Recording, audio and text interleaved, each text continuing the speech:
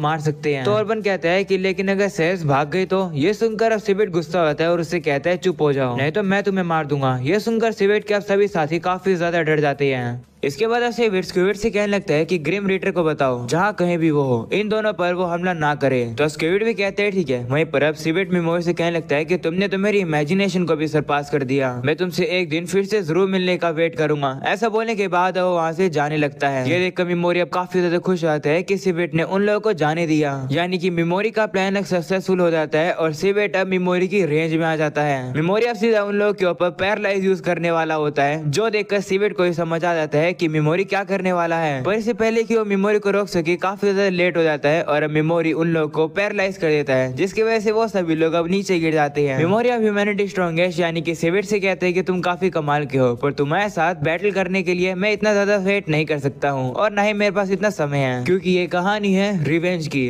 हम लोग अब देखते हैं कि सिवेट के जितने साथी होते हैं वो पैरालाइज हो जाते हैं। वो हिलने की भी कोशिश कर रहे होते हैं पर वो हिल नहीं पा रहे होते हैं। मेमोरी अब उन लोगों से कह रहा होता है कि तुम ब्लैक ड्रैगन नाइट्स मेरे लिए सिर्फ लाइबिलिटी के समान हो, इसलिए मैं तुम सभी लोगों को एलिमिनेट कर रहा हूँ। ये सुनने के बाद सिवेट अब काफी गुस्सा हो जाता है और अब उसे कहता है कि तुम्हें क्या कर रहे हो। मेमोरी अब उससे कहता है कि मैंने कहा था ना कि मैं एक डिफरेंट लीग पर हूँ। ऐसा बोलने के बाद अब वो उन सभी लोगों को पोषण करता है, जिसकी वजह से सभी लोगों को अब काफी ज्यादा दर्द होने लगता है। वो सभी लोग अब मरने भी लगते हैं। वहीं पर सिवेट की काफी ज्यादा बुरी हालत हो जाती है, पर फिर भी वो खड़ा होकर मेमोरी से लड़ने के लिए आगे बढ़ रहा होता है, जो देखकर मेमोरी को समझ आता है कि आखिर सिवेट को ह्यूमैनिटी का स्ट्रॉन्गेस्ट क्यों कहा जाता है। वो अब कह रहा होता है कि ये दूसरी बार है कि मैंने देखा है कि कोई भी पैरालाइज होने के बाद अपने आप को हिलाने का इतना ज्यादा फोर्स कर रहा है, पर ऐसा करना खुदकुशी के समान है। जिसके बाद हम लोग अब सिवेट को देखते हैं जो कि अपने वेपन उठाकर मेमोरी की तरफ फेंकने वाला होता है, पर अब पॉइजन की वजह से उसकी पूरी एनर्जी खत्म हो जाती है और उसके हाथ से उसका वेपन भी नीचे गिर जाता है। मेमोरी मन में कह रहा होता है कि ये पहली बार है कि मेरा पैरालाइज और पॉइजन का कॉम्बो खाने के बाद भी इतनी देर तक कोई मूव कर पा रहा है। जब तक ये मर नहीं जाता तब तक मुझे हर चीज के लिए रेडी रहना होगा। तभी अब हम लोग देखते हैं कि ब्लैक नाइट ड्रैगन का जैसे एक बंदा मरता है उसके अंदर से अब एक फ्लैश ग्रेनेड बाहर निकलता है, जो कि आसमान में जाकर फट जाता है और इस ब्लास्ट की वजह से उन ब्लैक नाइट्स के जितने भी साथी होते हैं उन लोग को सिग्नल मिल जाता है और वहाँ पर ब्लैक नाइट्स के और भी काफी सारे मेंबर्स आ जाते हैं। मेमोरी अब सेरेस से कहते हैं कि मैं यहाँ पर इसलिए रुक रहा हूँ जिससे कि मैं सभी पांचों ड्रैगन्स को मारूं। अगर तुम्हें भागना है तो तुम भाग सकती हो। जिस पर वह कहने लगती है कि मैं तुम्हारी बॉडी गार्ड हूँ, इसलिए मैं भी यहीं रुकूंगी और बदले में मैं तुमसे वो ब्लू ड्रैगन जेम्स ले लूंगी अपने रिवॉर्ड के तौर पर। तो मेमोरी भी कहता है ठीक है। वहीं पर ब्लैक ड्रैगन नाइट्स के सभी मेंबर्स अब ये देखते हैं कि सिवेट तो घायल हो चुका है और बाकी मेंबर्स भी। ये देखकर उन लोग को विश्वास ही नहीं हो रहा है कि उन लोग के साथ ऐसा भी हो सकता है। तभी सिवेट अब अपने साथियों से कहता है कि इन लोगों के ऊपर हमला कर दो आसमान से ही, इनके पास मत जाना, चाहे कुछ भी हो जाए इन लोगों को मार दो। वहीं दूसरी तरफ अब हम लोग को मेमोरी को दिखाया जाता है जो कि पिगीमारू के साथ लिंक हो जाता है, पर ऐसा होने में काफी ज्यादा देर लगती है। मेमोरी कहता है कि इसे एक्टिवेट करते समय मेरा काफी ज्यादा एमपी भी लगता है। दूसरे शब्दों में कहें तो हम लोग को ये पावर मोस्ट एनहेंसमेंट सोल्यूशन से ही मिली है, जो कि सुपर शॉर्ट कॉम्बैट है। हम लोग अब देखते हैं कि मेमोरी अब पिगीमारू को ही यूज करने लगता है। वो उसकी बॉडी को टेंटिकल्स की तरह यूज करता है और अब टेंटिकल्स काफी ज्यादा लंबे होकर सीधा उन ब्लैक ड्रैगन नाइट्स के पास पहुंच जाती है और अब मेमोरी उन्हीं के जरिए अपने पैरालाइज को वहां पर भेज देता है और अब सभी ड्रैगन्स को वो पैरालाइज कर देता है, जिससे कि वो लोग और उनके ड्रैगन सभी लोग अब पैरालाइज होकर नीचे गिरने लगते हैं। मेमोरी मन में कह रहा होता है कि जब पिगीमारू मेरे साथ लिंक हो जाता है तो वो मेरा आधा बन जाता है। हम लोग इस तरीके से कनेक्ट होकर काफी ज्यादा इफेक्टिव रेंज तक हमला कर सकते हैं। जिसके बाद हम लोग देखते हैं कि मेमोरी सिवेट और उसके सभी साथियों के ऊपर स्लीप का यूज करके अपनी स्लीप वाली जो स्किल होती है उसका लेवल बढ़वा लेता है। साथ में हम लोग देखते हैं कि मेमोरी को अब न्यू स्किल्स भी मिल जाती है। मेमोरी अब एक नई स्किल जिसका नाम बजर्क होता है वो उसे ऑर्बन के ऊपर यूज करता है, जिसकी वजह से ऑर्बन की जो आंखें होती है वो ही फूट जाती है। मेमोरी कह रहा होता है कि अगर मैं इस स्किल को अपने पैरालाइज के साथ कंबाइन करूंगा तो इससे दुश्मन इजीली मर जाएंगे। जिसके बाद मेमोरी स्क्विड के ऊपर से स्लीप और पैरालाइज हटा देता है और वो उसके ऊपर अपनी एक और नई स्किल जो कि होती है डार्क का यूज करता है, जिससे कि स्क्विड्स की जो देखने की विजन होती है वो अब गायब हो जाती है। मेमोरी अब कह रहा होता है कि जो ऑर्बन है वो सेरेस को पैसों के लिए मारना चाहता था। वह स्क्विड सेरेस को इसलिए चाहता था जिससे कि वो अपने सभी साथियों के साथ उसके साथ एंजॉय कर सके। तो मैं भी इन सभी लोगों को लैब रैट्स की तरह यूज कर रहा हूँ, तो मुझे इन सबको करने में कोई भी दिक्कत नहीं है। जिसके बाद हम लोग देखते हैं कि एक एक करके वो लोग मरने लगते हैं, जिसकी वजह से मेमोरी का अब लेवल अप भी होने लगता है। सभी लोग के मरने के बाद जो मेमोरी होता है वो पिगीमारू के साथ अपने लिंक को अनकनेक्ट कर लेता है, पर अब वो देखता है कि सिवेट अभी भी जिंदा है। वो अब उसके ऊपर पैरालाइज का यूज कर देता है। मेमोरी अब उसकी तारीफ करने लगता है और कहते हैं कि तुम तो तो सही में काफी कमाल के हो, इतने सब कुछ होने के बाद भी तुम जिंदा हो। सिवेटा मेमोरी से कहता है कि आखिर तुम कौन हो, जिस पर मेमोरी कहता है कि मैं हीरो की तरह कोई ग्रैंड नहीं हूँ जो कि दुनिया को बचाएगा, मैं तो बस सिंपल एक एवेंजर हूँ जो कि अपना बदला लेकर आऊंगा। ये सुनने के बाद सिवेटा वहीं पर ही मर जाता है, जो देख कर मेमोरी कहता है तो इस तरीके से ह्यूमैनिटी स्ट्रॉन्गेस्ट का अंत यही होता है। अगले सीन में हम लोग देखते हैं कि मेमोरी अब सेरेस के ट्रैक को छुपा देते हैं, जिससे कि सेरेस को अब ढूंढा ना जा सके। सेरेस मेमोरी का शुक्रिया करती है, वहीं पर मेमोरी कहता है कि शुक्रिया तो मुझे तुम्हारा करना चाहिए, मुझे काफी ज्यादा खुशी है कि तुमने डिसाइड किया है कि तुम मेरे साथ ही रहोगी। इस पर वो कहती है कि क्योंकि मैं आपको मरने नहीं दे सकती हूँ, क्योंकि अगर मैंने आपको मरने दिया तो मैं भी कभी रिकवर नहीं कर पाऊंगी। सच बताऊं तो आप काफी ज्यादा जेंटल पर्सन हो। ये सुनकर मेमोरी कहते हैं कि ऐसा इसलिए क्योंकि तुम मुझे मेरी आंट की याद दिलाती हो। अगले सीन में लोग सेरेस को देखते हैं जो कि मेमोरी को हीरो स्लेयर के बारे में बताती है। वो बताती है कि उसके पास इतनी पोटेंशियल है कि वो एक दिन ह्यूमैनिटी के स्ट्रॉन्गेस्ट को भी सरपास कर सकता है। वो काफी ब्लड थर्स्टी है। ये सुनकर मेमोरी कहता है कि वो जो 5 लोग थे उन सभी लोग के जो ड्रैगन्स थे उन सभी लोग का साइज अलग अलग था, तो मेरे ख्याल से मैंने हीरो स्लेयर को पहले ही मार दिया है। जो सुनकर सेरेस काफी शॉक हो जाती है। अगले सीन में हम लोग को मेमोरी के बाकी क्लासमेट्स को दिखाया जाता है जो कि लेवल अप करने के लिए डंजन में आए हुए हैं, पर अबायाका ये देखकर काफी दुखी होती है कि उसने अभी तक अपनी यूनिक स्किल को अवेकन नहीं किया है। तभी हम लोग देखते हैं कि वहाँ पर अब एक लड़की आ जाती है जिसका नाम न्यानथन होता है। वो सभी लोगों से कहती है कि मैं गॉडेस विशियस की तरफ से आई हूँ, क्योंकि गॉडेस अभी बिजी है। ये सुनकर ओयामाडा गुस्सा होता है और वो उसे कहता है कि तुम्हें क्या लगता है कि तुम जैसी बच्ची हम लोग को इस तरीके से ऑर्डर दे सकती है, क्या तुम हमसे स्ट्रॉन्ग भी हो? ये सुनने के बाद अब न्यानथन अपनी पावर का यूज करके ओयामाडा को एक ही बारी में हरा देती है, जो देखकर ओयाका काफी ज्यादा शौक हो जाती है और कहती है कि मुझे विश्वास नहीं हो रहा है कि ये लड़की इतनी ज्यादा तेज कैसे है। न्यानथन जिसके बाद सभी लोगों से कहने लगती है कि तुम लोग को अब मेरा इंट्रोडक्शन मिल गया होगा, अब हम लोग सभी रॉयल कैपिटल में वापस जा रहे हैं, तुम सभी लोग अपने नेक्स्ट स्टेज पर जल्द ही एंटर करोगे। दूसरी तरफ मेमोरी को दिखाया जाता है जो कि सेरेस को बताता है कि आखिर उसके साथ हुआ क्या क्या है। वो अब कह रहा होता है कि चाहे कुछ भी हो जाए मैं गॉडेस से बदला लेकर रहूंगा। तो सेरेस अब कहने लगती है कि मैं भी गॉडेस को थोड़ा बहुत पसंद नहीं कर सकती हूँ, तो अगर हो सके तो मेरी ताकत का यूज करना अपने रिवेंज को पूरा करने के लिए। जो सुनकर मेमोरी अब कह रहा होता है कि ये सेल्फिशनेस है, वो भी मेरी, तो तुम्हें इस तरीके से मेरा साथ देने की जरूरत नहीं है। जिस पर सेरेस कहती है कि तुमने अपनी जिंदगी को जोखिम में डाला मुझे बचाने के लिए, तो मैं तुम्हें रिपे करना चाहती हूँ, मैं तुम्हारे लिए कुछ भी करूंगी। तो मेमोरी अब उसे कहते हैं ठीक है, पर क्या मैं तुम्हारी ताकत पर सही में भरोसा कर सकता हूँ? जिस पर सेरेस कहती हाँ मैं अपनी पूरी जिंदगी लगा दूंगी। तो मेमोरी अब उसे कहता है कि मुझे माफ करना। अब उसे कहता है कि एक दिन तुम्हारी इस मदद करने के लिए मैं तुम्हारा फेवर जरूर रिटर्न करूंगा। वही मेमोरी अब अपने मन में कहता है कि मैं अपने जितने बेड डेट्स होते हैं उन्हें जरूर रिपे करता हूँ। अगले सीन में हम लोग को गॉड्स को दिखाया जाता है जो कि न्यानथन से कह रही होती है कि तुमने काफी अच्छा काम किया, मुझे पता था कि मैं तुम पर भरोसा कर सकती हूँ हीरोज पर नजर रखने के लिए, तुम ताकतवर समझदार और काफी ज्यादा लॉयल हो। ये सुनने के बाद गॉडेस अब अपने पैर को आगे करती है और कहती है कि तुम्हारा मुंह नहीं चल रहा है। ये सुनने के बाद न्यानथन अब उसके पैरों को चाटने लगती है, जो देखकर गॉडेस अब उसे कहती है कि इतनी लॉयल्टी को दिखाने के लिए शुक्रिया। गॉडेस अब कहती है कि शायद से वो दिन काफी जल्द आने वाला है जब हमारे हीरोज ग्रेट डीमन एम्पायर की फोर्सेस से लड़ेंगे। और अब यहीं पर जाता है ये एपिसोड खत्म।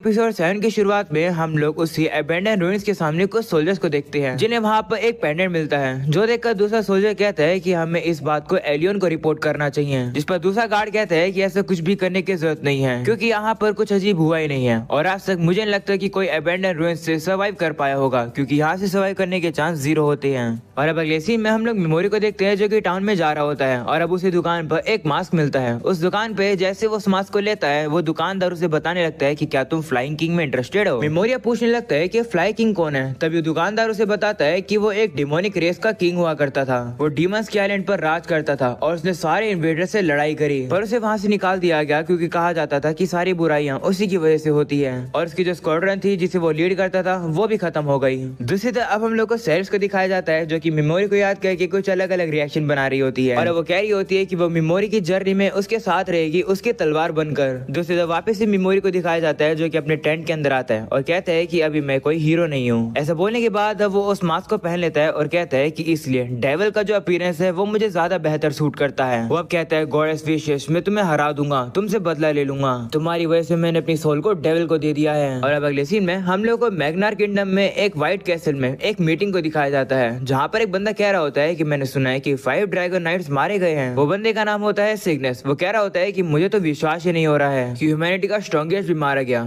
जिस पर दूसरा बंदा कहता है कि मैंने उन लोगों की बॉडीज को कंफर्म किया है, इन्वेस्टिगेशन अभी जारी है। जोसन को बंदा कहते हैं कि क्या एलियन के पास कोई काम की इन्फॉर्मेशन है, तो गोड सब उन्हें बताती है कि जो ब्लैक ड्रैगन नाइट्स है वो लगता है वो सेरेस के पीछे पड़े हुए थे। जोसन कर एक लड़की कहती है कि क्या उसके बाद हम लोग सेरेस को ट्रेस कर पाए हैं, जिस पर वही बंदा कहने लगता है कि उस सीन से हम लोग को कुछ कपड़े मिले हैं जिसके ऊपर खून के धब्बे लगे हुए थे, और देख कर लगता है कि वह कपड़े सेरेस के ही हैं, और वहाँ पर इतने सारे खून को देखकर लगता है कि सेरेस काफी ज्यादा इंजर्ड है। जोसन का वो लड़की कहती है कि तो फिर हम लोग ऐसा ही मान सकते हैं कि सेरेस मर चुकी है। तब वही बंदा कहने लगता है कि एक बार नहीं कि अगर हम लोग बात कर ही रहे हैं तो मैंने सुना है कि कल रात में होली किंग और टेरा भी मारा गया, मरने से पहले उसने अपना दिमाग खो दिया था। इसके बाद अब गॉडेस कहने लगती है कि हम लोगों ने सोचा था कि जो ब्लैक ड्रैगन नाइट्स होंगे वो डीमन एम्पायर से लड़ने में हमारी मदद करेंगे, पर अब क्योंकि वो मर चुके हैं हमारा सीधा फोकस जो उन्हीं हीरोज पर रहेगा जो कि दूसरी दुनिया से आए हैं, और अब उन्हें ही डीमन से लड़ना होगा।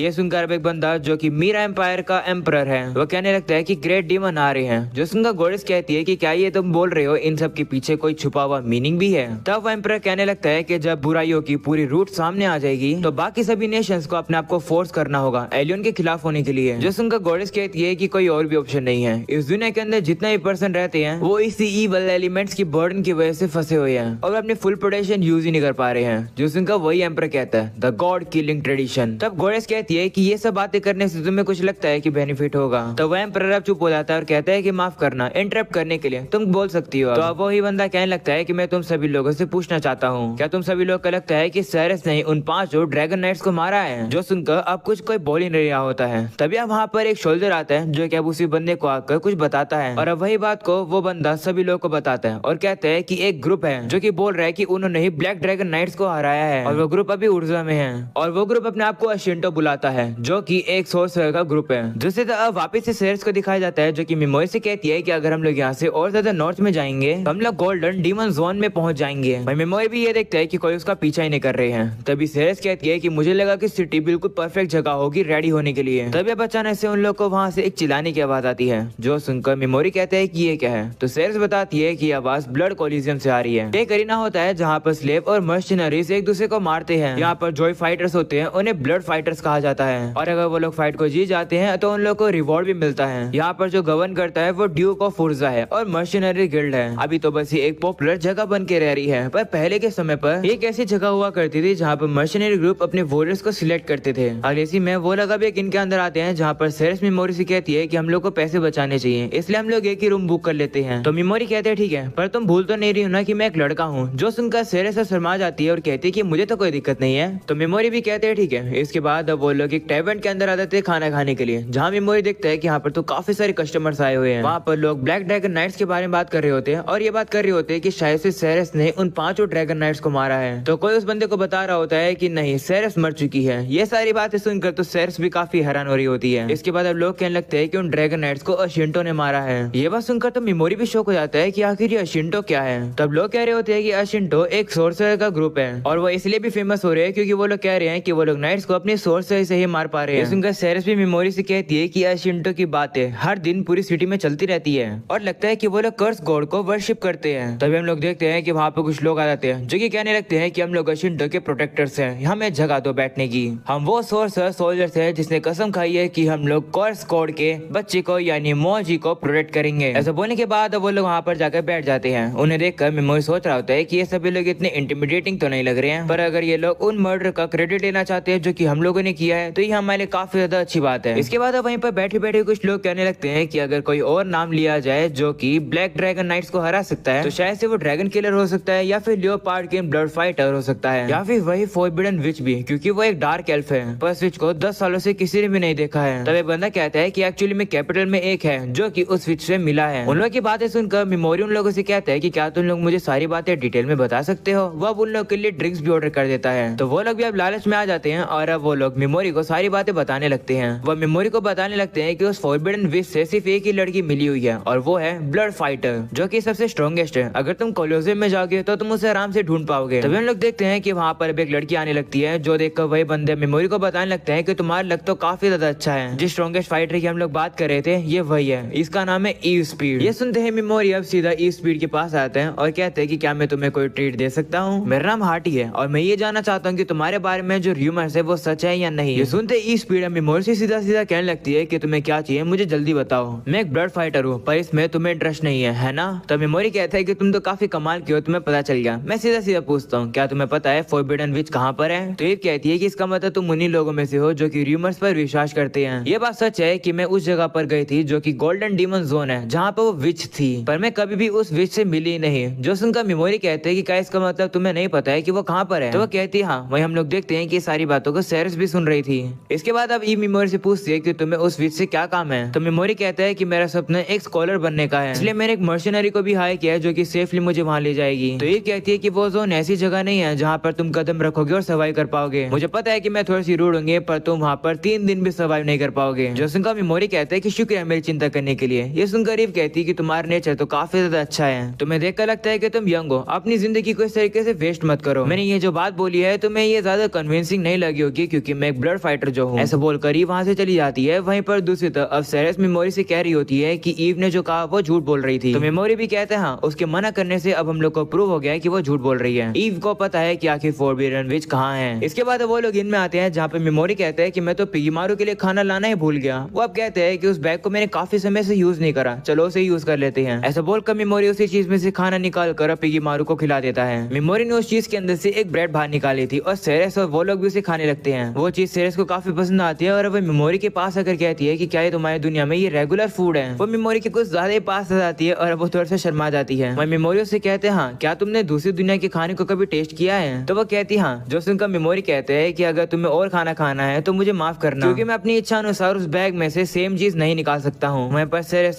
पैकेट के ऊपर जापानीज वर्ड को पढ़ने लगती है और कहती है कि ये लेटर्स तो कितने ज्यादा ब्यूटीफुल हैं। इसके बाद वो लोग मेन टॉपिक पर बात करने लगते हैं। वो लोग बात करते हैं कि आखिर वो फॉरबिडन विच कहाँ पर होगी। मेमोरी कह रहा होता है कि काश मैं एक ऐसा तरीका ढूंढ पाता जिससे कि उस ब्लड फाइटर से ज्यादा बात करी जा सके। आखिर ऐसी क्या चीज है जो कि ब्लड फाइटर अपनी जिंदगी से ज्यादा प्रायोरिटाइज करते हैं? तो सेरेस कहती है कि वो चीज पैसे हैं, क्योंकि अगर उसके पास पैसे होंगे तो वो अपने ओनर से ही खुद को खरीद सकती है, पर उसे उसके लिए काफी सारे पैसे लगेंगे। अगले सीन में अब हम लोग को उसी फाइटर को दिखाया जाता है जो कि एक छोटी लड़की के पास आती है। वो उस लड़की से कह रही होती है कि बस थोड़ी देर के लिए सहन करो, मैं तुम्हें जल्द ही यहाँ से ले जाऊंगी। जो सुनकर वो लड़की भी अब खुश हो जाती है। अगले सीन में वापस से सेरेस को दिखाया जाता है जो कि अपनी उसी टेक्निक का यूज करके ट्रेनिंग कर रही होती है। उसकी ट्रेनिंग को देखकर मेमोरी भी समझ जाता है कि आखिर सिवेट इतना ज्यादा इंटरेस्टेड क्यों था सेरेस से लड़ने के लिए। मेमोरी अब उसे कहने लगता है कि वो भी थोड़ा बहुत ट्रेनिंग करना चाहता है। तो सेरेस भी मान जाती है और अब उसे कहती है कि सबसे पहले तुम्हें ऐसी ब्लॉक करने की टेक्निक को सीखना होगा। तभी अचानक से वो अब रुक जाती है। जो देखकर मेमोरी अब उसे कहता है कि क्या हुआ? तो वो कहती है कि मुझे बस वो समय याद आ गया जब मैं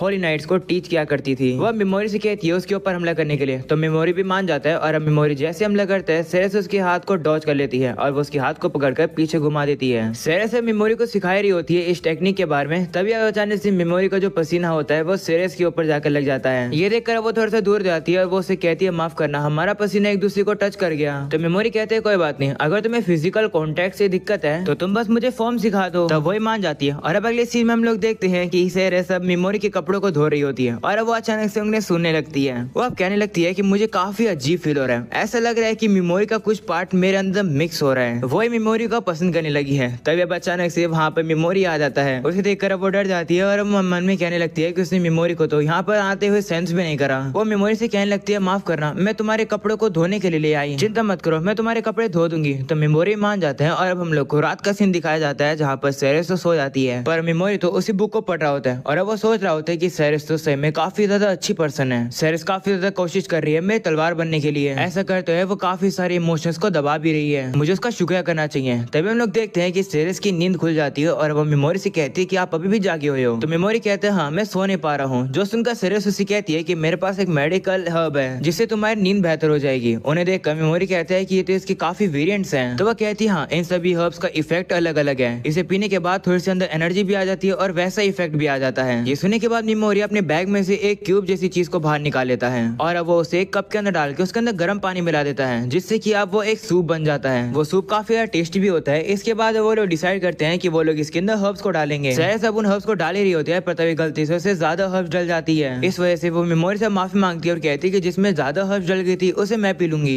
इसके बाद वो लोग उस ड्रिंक को पीते हैं पर अब सेरेस नोटिस करती है कि उसके ऊपर तो ज्यादा इफेक्ट हो ही नहीं रहा है। जो देखकर वो समझ जाती है कि गलती से गलत वाली हर्ब्स मेमोरी के पास चली गई है। मेमोरी भी थोड़ा सा ठरकी बनने लगता है। जो देखकर सेरेस अब उसे माफी मांगती है तो मेमोरी कहते हैं कोई बात नहीं, अब मुझे और समय मिल जाएगा, मैं रात में और बुक पढ़ पाऊंगा। पर मेमोरी कहने लगता है कि ये तो बहुत ही बुरा है, मुझे लगता है कि मैं अपने आप को शांत कर पाऊंगा। तभी सेरेस अब उसे पूछने लगती है कि क्या मैं आपके लिए कुछ कर सकती हूँ। तो मेमोरी भी अब थोड़ा सा ठरकी होता है, पर वो अपने ठरकीपने को इग्नोर करता हुआ उसे कहता है कि नहीं, सो जाओ तुम, हमें कुछ इन्फॉर्मेशन भी गैदर करनी है कल। ये सुनकर अब सेरेस काफी हैरान होती है और अब उसे कहती है कि तुम अपने ठरकीपने के सामने इतनी स्ट्रॉन्ग कैसे हो। जिस पर मेमोरी कहता है कि शायद से मैं भी अपने स्ट्रॉन्ग स्टेट पर हूँ, क्योंकि इस समय पर मेरा बदला ही मेरी सबसे बड़ी प्रायोरिटी है, जिसकी वजह से मैं अपनी दूसरी फीलिंग्स को इग्नोर कर देता हूँ। ये कर्ज की तरह है, पर शायद से जब मैं अपना रिवेंज पूरा ले लूंगा मैं बाकी अपने इमोशंस को फील कर पाऊंगा। तब तक के लिए मुझे इन कर्ज से कोई भी दिक्कत नहीं है। ये सुनकर सेरेस उसके पास आ जाती है और अब वो कहती है कि मैं मेक श्योर करूंगी कि एक दिन आपके ऊपर से कर्ज हट जाए। जो सुनकर मेमोरी अब उसका शुक्रिया करता है। वहीं पर सेरेस भी कहती है हाँ मास्टर। इसके बाद अब हम लोग को सुबह का सीन दिखाया जाता है, जहाँ पर सेरेस सब इन्फॉर्मेशन इकट्ठी करके आ जाती है। वह मेमोरी को बता रही होती है कि ईव एक काफी फेमस ब्लड फाइटर है। वो पहले एक स्लेव हुआ करती थी,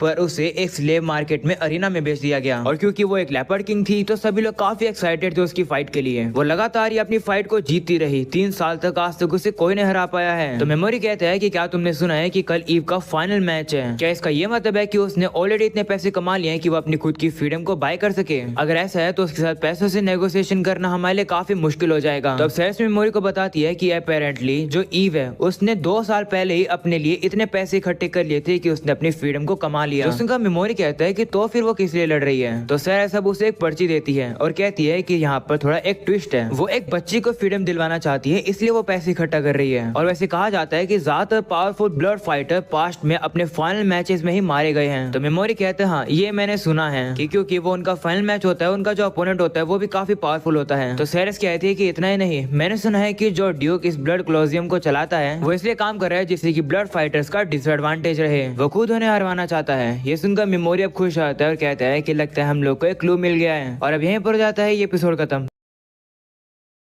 पिछले एपिसोड में हम लोग को पता चला था कि ई स्पीड एक बच्चे को बचाकर यहाँ से सेफली उसे लेकर जाना चाहती है। वहीं सेरेस ने अब मेमोरी को बताया था कि ज्यादातर जो ब्लड फाइटर्स होते हैं वो अपने फाइनल मैच में ही मर जाते हैं, और तो और जो ड्यूक है जो कि इस कॉलिजन को चला रहा है वो भी ई स्पीड के अगेंस्ट है। जो सुनकर मेमोरी अब कहता है कि ई स्पीड एक अनडिफीटेड फाइटर है और काफी पॉपुलर भी है, तो मैनेजमेंट जरूर चाहेगी ई स्पीड को मारना, जिससे कि आगे चलकर नए फाइटर्स भी आ सके। ये सुनकर सेरेस कहती है कि इसका मतलब हम लोग उन्हें कल रोकेंगे। तो मेमोरी कहते हैं नहीं, उतने समय का हम लोग को वेट करने की जरूरत नहीं है। अगली सीन में अब हम लोग देखते हैं कि ई स्पीड एक गली में जा रही होती है, तभी मेमोरी उसके पास आ जाता है। ई स्पीड को पता चल जाता है और अब उसे पूछती है कि तुम्हें क्या चाहिए। मैंने तुम्हें ऑलरेडी बता दिया था कि मुझे नहीं पता है कि विच ऑफ टैबूज कहाँ है। तो मेमोरी कहते हैं कि तुम झूठ बोल रही थी, क्या तुम उस विच की डेट में हो? तो वो कहती है नहीं। तब यहाँ पर सेरेस आ जाती है और कहती है कि तुम अभी भी झूठ बोल रही हो। इसके बाद अब वापस से मेमोरी ई स्पीड से कहने लगता है कि क्यों ना हम दोनों एक दूसरे को धोखा देना बंद करें। जो सुनकर ई स्पीड अब लड़ने के लिए तैयार हो जाती है और कहती है कि मुझे बताओ कि आखिर तुम्हें क्या चाहिए। तो मेमोरी कहते हैं कि मैं तुम्हें बचाना चाहता हूँ, कल के मैच में ड्यूक तुम्हें मारना चाहता है।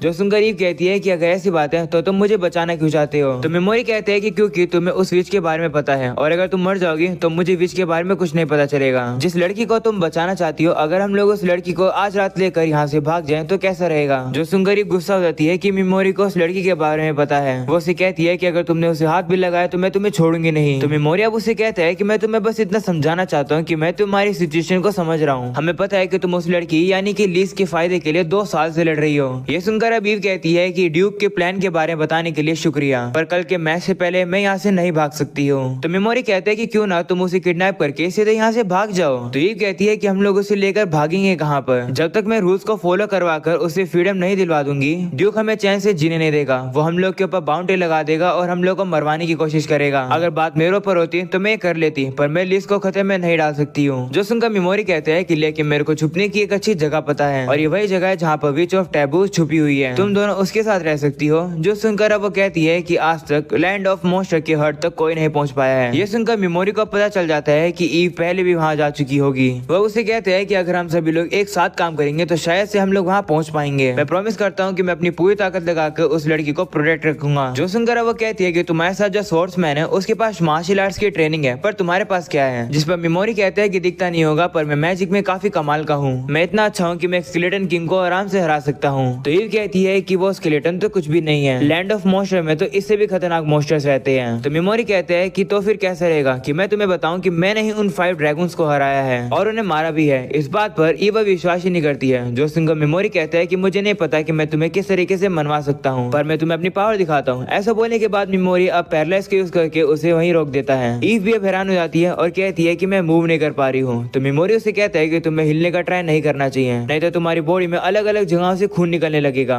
जो सुनकर ईव कहती है कि तो खतरनाक है, जिस पर मेमोरी कहते हैं हाँ, इसी खतरनाक पावर को यूज करके मैंने सिवेट को मारा है। तभी सेरेस भी ईव से कहने लगती है कि मैं भी तुम्हें एक प्रूफ देती हूँ, मैं सेरेस हूँ, वही जिसका 5 ड्रैगन्स पीछा कर रहे थे। मैंने उन लोगों को अपनी आंखों से मरते हुए देखा है और मेमोरी जो कह रहे हैं वो सब कुछ सही है। ये सुनकर ईव भी हैरान हो जाती है। मेमोरी अब ईव से कहता है कि तुम पर डिपेंड करता है कि तुम्हें मुझ पर विश्वास करना है या फिर नहीं, मैं तुम्हें बस अपनी पावर दिखाना चाहता था। ऐसा बोलकर वो ईव के ऊपर से पहले से हटा देता है। ईव भी अब उसे कहने लगती है कि तुम सही में पावरफुल हो, पर अब चाहे कुछ भी हो जाए मुझे कल का मैच लड़ना पड़ेगा। मैं हमारी खुद की फ्रीडम को खुद ही दिला कर रहूंगी। मैचेस में जीतना ही हमेशा मेरा तरीका रहा है और मैं उस तरीके से भाग नहीं सकती हूँ और ना ही मैं तुम दोनों पर ट्रस्ट कर सकती हूँ। तो सेरेस कहती है कि लेकिन मेरे मास्टर तुम्हें बचाना चाहते हैं, जिस पर ईव कहती है कि क्या तुम ऐसे लोगों पर विश्वास करोगी जिनसे तुम एक ही दिन मिले हो? नहीं ना, तो मैं विश्वास नहीं करूंगी। जो सुनकर मेमोरी अब सोचता है कि ये मैंने एक्सपेक्ट किया था। वो उससे कहते हैं कि चलो मान लेते हैं कि तुम मैच जीत जाओगी, पर इसका क्या भरोसा है कि ड्यूक तुम्हें फ्रीडम दे देगा? उसकी बातें सुनकर मुझे तो लगता है कि वो एक घटिया पर्सन है। जो सुनकर ईव कहती है कि मुझे पता है कि वो अच्छा नहीं है, पर फिर भी वो एक इंसान है और जब भी मेरे रिजल्ट्स अच्छे आते हैं वो मेरी तारीफ करता है। मुझे लगता है कि जितना तुम कह रहे हो उतना वो हर्टलेस होगा तुम दोनों में से और ब्लड स्पोर्ट्स की दुनिया में से। ऑब्वियसली मैं ब्लड स्पोर्ट्स को ही चूज करूंगी और मैं अपना विश्वास वहीं रखूंगी। जो सुनकर मेमोरी कहता है कि तुम ऐसा क्यों करोगी? आखिर तुम इतना ज्यादा ब्लड स्पोर्ट में विश्वास क्यों करती हो? क्या तुम श्योर हो कि ऐसे तुम अपने आप को कन्विंस कराने के लिए नहीं बोल रही हो? ये सुनकर ईव काफी ज्यादा शॉक हो जाती है। तो मेमोरी से कहता है कि मुझे पता है कि मैंने काफी सारी रूड चीजें बोल दी है, पर मैं सही में चाहता हूँ कि तुम कल जरूर जीतो। ऐसा बोलने के बाद वो शहर से कहता है चलो चलते हैं। जाने से पहले मेमोरी ईव से कहते हैं कि कल सुबह सुबह हम लोग सिटी से चले जाएंगे। हम लोग ब्रिज के पास जो बड़ा गेट है वहाँ पर तुम्हारा वेट करेंगे। अगर तुम्हारा दिमाग बदल जाता है तो तुम्हें वहाँ पर जरूर आना चाहिए हमारे साथ। ऐसा बोलकर वो लोग वहाँ से चले जाते हैं। दूसरी तरफ अब सेरेस मेमोरी से कहने लगती है कि माफ करना, मैंने बिना आपकी परमिशन के अपनी आइडेंटिटी रिवील कर दी। तो मेमोरी कहते हैं कोई बात नहीं, तुम्हारे ऐसे करने से हमारी आर्गुमेंट और ज्यादा कन्विंसिंग हो गई।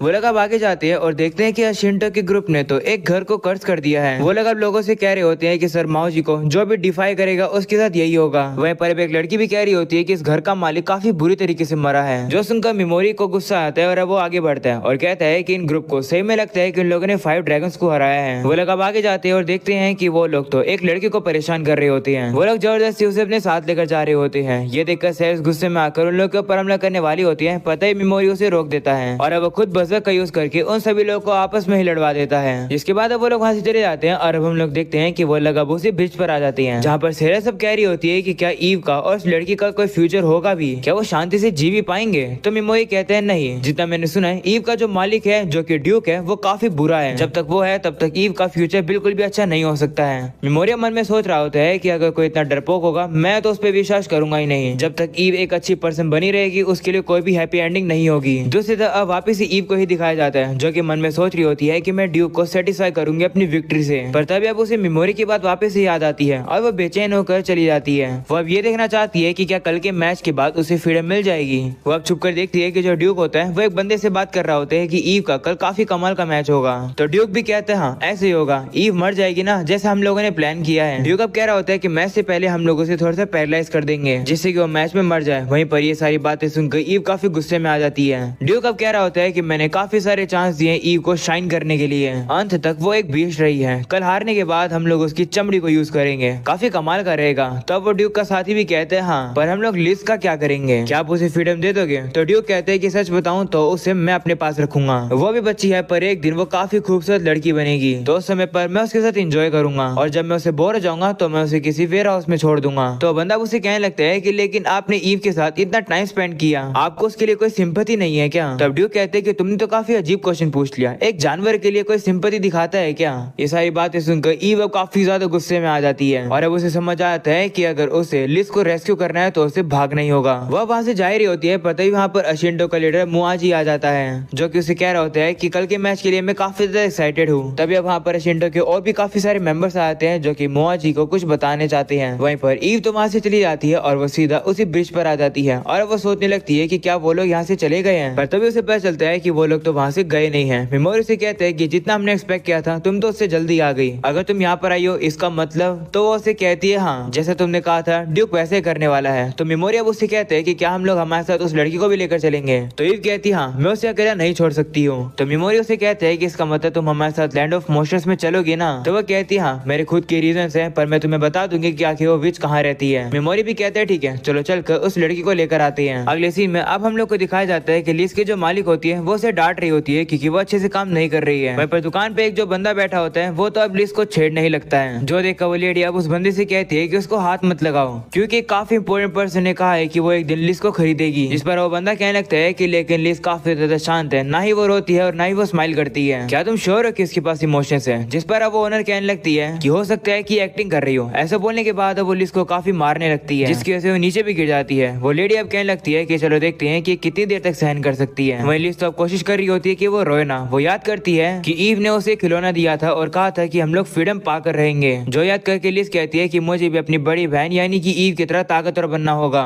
वो रोने भी लगती है और कहती है कि माफ करना, मैं इतनी कमजोर हूँ ईव। वहीं पर उसकी मालिक उसे काफी परेशान कर रही होती है। तभी अब वहाँ पर ईव आ जाती है जिसने अब सारी बातें सुन लिया कि आखिरकार यहाँ पर क्या हो रहा था। ईव अब उस लेडी से कहती है कि मैं तुम्हें खत्म कर दूंगी और साथ में मैं लिस को अपने साथ लेकर जा रही हूँ। तो वो लेडी अब कहने लगती है कि मुझे माफ कर दो, मुझे ड्यूक ने ऑर्डर दिया था कि मैं लिस के साथ बुरा बिहेव करूँ। अगर मैं ऐसा नहीं करती तो वो मुझे मार देते हैं। प्लीज मुझे छोड़ दो और मैं किसी को भी नहीं बताऊंगी कि तुम लोग कहाँ पर जाओगे। तो ईव भी अब उसे छोड़ देती है। ईव अब आकर लिस से कहती है कि सिचुएशन अब बदल गई है, हम लोग अब यहाँ से जा रहे हैं पर हमारी जर्नी काफी मुश्किल होगी, क्या फिर भी तुम मेरे साथ आओगी? जिस पर वो उसे कहती है हाँ, जहाँ पर भी आप जाओगी मैं आपके साथ चलूंगी। इसके बाद अब ईव अब उस लेडी से कहती है कि तुम लोगों को बताना कि ई स्पीड साउथ में गई है एलिजाबेथ को ढूंढने के लिए क्योंकि वो अचानक से गायब हो गई है। अगर तुम ऐसा करोगे तो मैं तुम्हें मारूंगी नहीं। तो वो लेडी भी कहती है ठीक है। इसके बाद वो लिस से माफी मांगती है उसके साथ इतना बुरा बिहेव करने के लिए। वो रोते हुए उसे कहती है कि मैं होप करती हूँ कि तुम ठीक रहोगी। तो लिस भी अब उसका शुक्रिया करती है और अब वो लोग वहाँ से जाने वाले होते हैं पर तभी वहाँ पर मेमोरी आ जाता है जिसने अब मास्क पहना हुआ है। मेमोरी अब गुस्से में दीवार पर मुक्का मारता है जिस वजह से लिस अब थोड़ी सी डर जाती है। तो मेमोरी अब उसे माफी मांगता है उसे डराने के लिए और अब उनसे कहता है कि तुम लोग आगे जाओ, यहाँ पर मुझे थोड़ा सा काम है, उसके बाद मैं आ जाऊंगा। तो वो लोग भी मान जाते हैं और वो वहाँ से चले जाते हैं। इसके बाद मेमोरी उसी लेडी के पास आता है और कहता है कि ईव काफी अच्छी है, तुम मुझसे तो धोखा दे सकती हो पर तुम्हारी एक्टिंग मुझ पर काम नहीं करेगी। जो सुनकर वो लेडी कहती है कि क्या तुम्हें सही में लगता है कि तुम ऐसे यहाँ से जा पाओगे? तुम ड्यूक के खिलाफ जा रहे हो, वो तुम्हारी बुरी हालत कर देंगे। ऐसा बोलने के बाद वो हंसने लगती है। वही मेमोरी उससे कह रहा होता है कि तुम्हें तो दूसरों को मारने में मजा आता होगा पर जिसे तुम मारती हो उन्हें वो काफी ज्यादा बुरा लगता होगा। मेमोरी को ये बात इसलिए पता है क्योंकि बचपन में उसके पेरेंट्स भी उसे मारा करते थे। मेमोरी अब उसे कहते हैं कि तुमने ये जो इस लड़की के साथ किया ये मैं सहन नहीं कर सकता हूँ। उसके साथ इतना सब कुछ करने के बाद तुम्हें पनिशमेंट तो मिलनी ही चाहिए। तो वो लेडी अब उसे कहती है कि लेकिन मैं ही तुम्हें ड्यूक से बचा सकती हूँ, क्या तुम ये चाहते हो कि मैं भीख मांगू कि तुम मुझे माफ कर दो? तो मेमोरी उसे कहते नहीं, मैं तुम्हें ऑलरेडी बताया कि तुम्हारा खेल अब खत्म होता है। ऐसा बोलने के बाद मेमोरी उसे पोजिंग करता है और कहता है कि मैं यहाँ की सिचुएशन ऐसी बना दूंगा कि लोगों को लगेगा कि यहाँ पर चोरी हुई है। वो सुनकर वो लेडी कहती है कि अगर तुम ऐसा करोगे तो तुम सीधा हेल में जाओगे, अगर तुम मुझे छोड़ दोगे तो तुम हेवन में जाओगे। ये सुनकर मेमोरी कहता है कि मैं जानबूझ के वो सब कुछ करूंगा जो कि मेरे गोल्स को पूरा करने में मुझे लगेगा। मेरे बदले के बीच में जो भी आएगा मैं उसे खत्म कर दूंगा।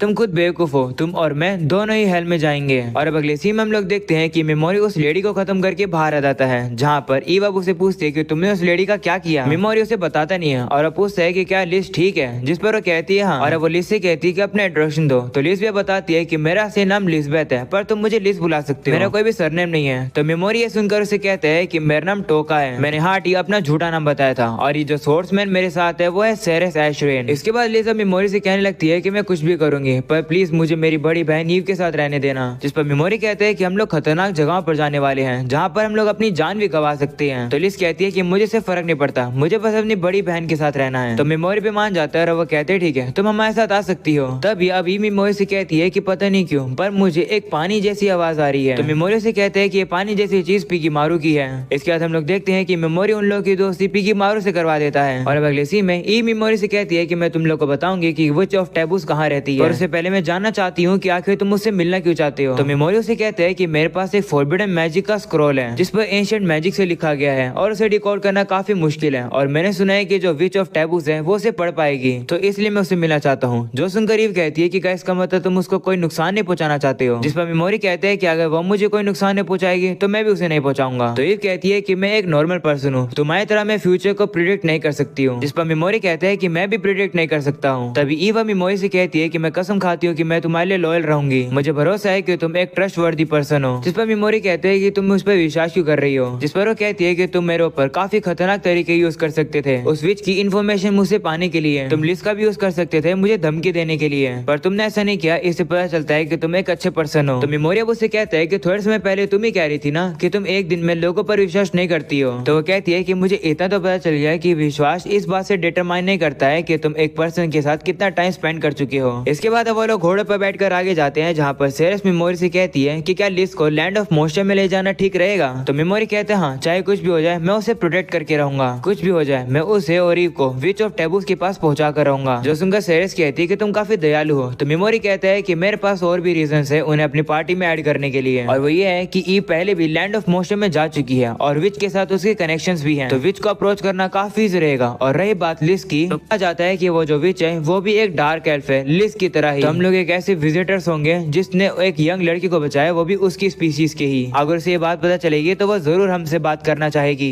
ये सुनकर सेरेस कहती है कि तुम तो कुछ ज्यादा ही दूर की सोच लेते हो, तुम काफी कमाल के हो। तो मेमोरी कहते हैं कि ऐसा कुछ भी नहीं है, मैं बस चाहता हूँ कि लिस जो है वो खुशी से जिंदगी एंजॉय करे, ना कि रो रो कर। वो लोग अब जैसे आगे बढ़ते हैं वो लोग अब देखते हैं कि उनको पकड़ने के लिए लोग ऑलरेडी आ चुके हैं। मेमोरी अब कहता है कि आखिर उन्हें हमारे बारे में पता कैसे चला। तो अभी कहती है कि कोलोसियम से आने से पहले मैं एक आदमी से मिली थी, वो अपना नाम मुआजी बता रहा था। ये सुनकर मेमोरी कहते हैं कि ये तो उसी ग्रुप का बॉस है। तभी ईव अब नीचे उतर जाती है और कहती है कि मेरी वजह से ही तुम लोग खतरे में फंसोगे। वो मेमोरी से कहती है कि तुम लिस को ले जाओ, इन सभी लोगों को मैं संभाल लूंगी। जो सुनकर मेमोरी कहता है कि तुम भले एक चैंपियन हो पर इतने सारे लोगों को तुम नहीं संभाल पाओगी, और वैसे भी अगर हम तुम्हें खो देंगे तो हम लोग कभी विच के पास नहीं पहुंच पाएंगे। जो सुनकर ईव कहती है कि तो फिर हम लोग क्या करें, जिस पर मेमोरी कहता है कि हम सभी लोग मिलकर उन्हें हराएंगे। मेमोरी अब मन में सोचता है कि वो एडवांस में ही ट्रैप बिछा देगा। अगले सीन में अपन लोग देखते हैं कि वो लोग घोड़े पर मशाले जलाकर उन्हें आगे भेज देते हैं, जिससे कि लोगों का ध्यान भटके। और अब बिल्कुल वैसे ही होता है। सेरेस अब उन लोगों को बताती है कि मेमोरी, जैसे तुमने प्रेडिक्ट किया था कि जो पहली वेव है वो अब घोड़ों के पीछे चली गई है। तो मेमोरी पूछते है कि क्या उन सभी में से कोई अशिंडो का मेंबर था क्या। तो सेरेस कहती है नहीं, दिखे तो नहीं। तभी ईव कहती है कि जो पहली वेव थी वो शायद से ड्यूक की पर्सनल आर्मी थी, इसका मतलब जो सेकंड वेव है वो अशिंडो की ही होगी। तो मेमोरी अब कहते हैं कि हम लोग उन्हें अलग अलग करने में सक्सेसफुल हो गए हैं। तो अभी से कहते हैं कि तुम लिस को ले जाओ और फॉरेस्ट में जाकर छुप जाओ। तो ईव कहती है नहीं, मैं यहीं पर रहकर तुम्हारे साथ लड़ूंगी। जिस पर मेमोरी कहते हैं कि मैं जो आगे करने वाला हूँ उसमें मुझे सेरेस की जरूरत है, इससे तुम्हें लिस को प्रोटेक्ट करना होगा। तो अभी भी मान जाती है। वहीं पर मेमोरी सोचता है कि जो अशिंडो का लीडर है वो काफी ज्यादा चालाक है, उसने छोटी सी ही इन्फॉर्मेशन से ही हमारा प्लान के बारे में पता लगा लिया, वो काफी स्मार्ट है। इसके बाद मेमोरी सेरेस को अपना प्लान बता देता है। तो सेरेस भी कहती है ठीक है, मैं ट्राई करूंगी। तभी ईव भी मेमोरी से कहती है कि क्या इतने सारे लोगों को हराने का तुम्हारे पास कोई प्लान है। तो मेमोरी कहते हैं हाँ, अगर तुम दुश्मनों को सीधा सीधा नहीं हरा सकते हो तो तुम उन्हें ऐसी जगह पर ले जाओ जहाँ तुम उनसे जीत सको। ऐसे बोलकर मेमोरी अपना मास्क पहनकर लड़ने के लिए तैयार हो जाता है। और अब यही हो जाता है ये एपिसोड खत्म।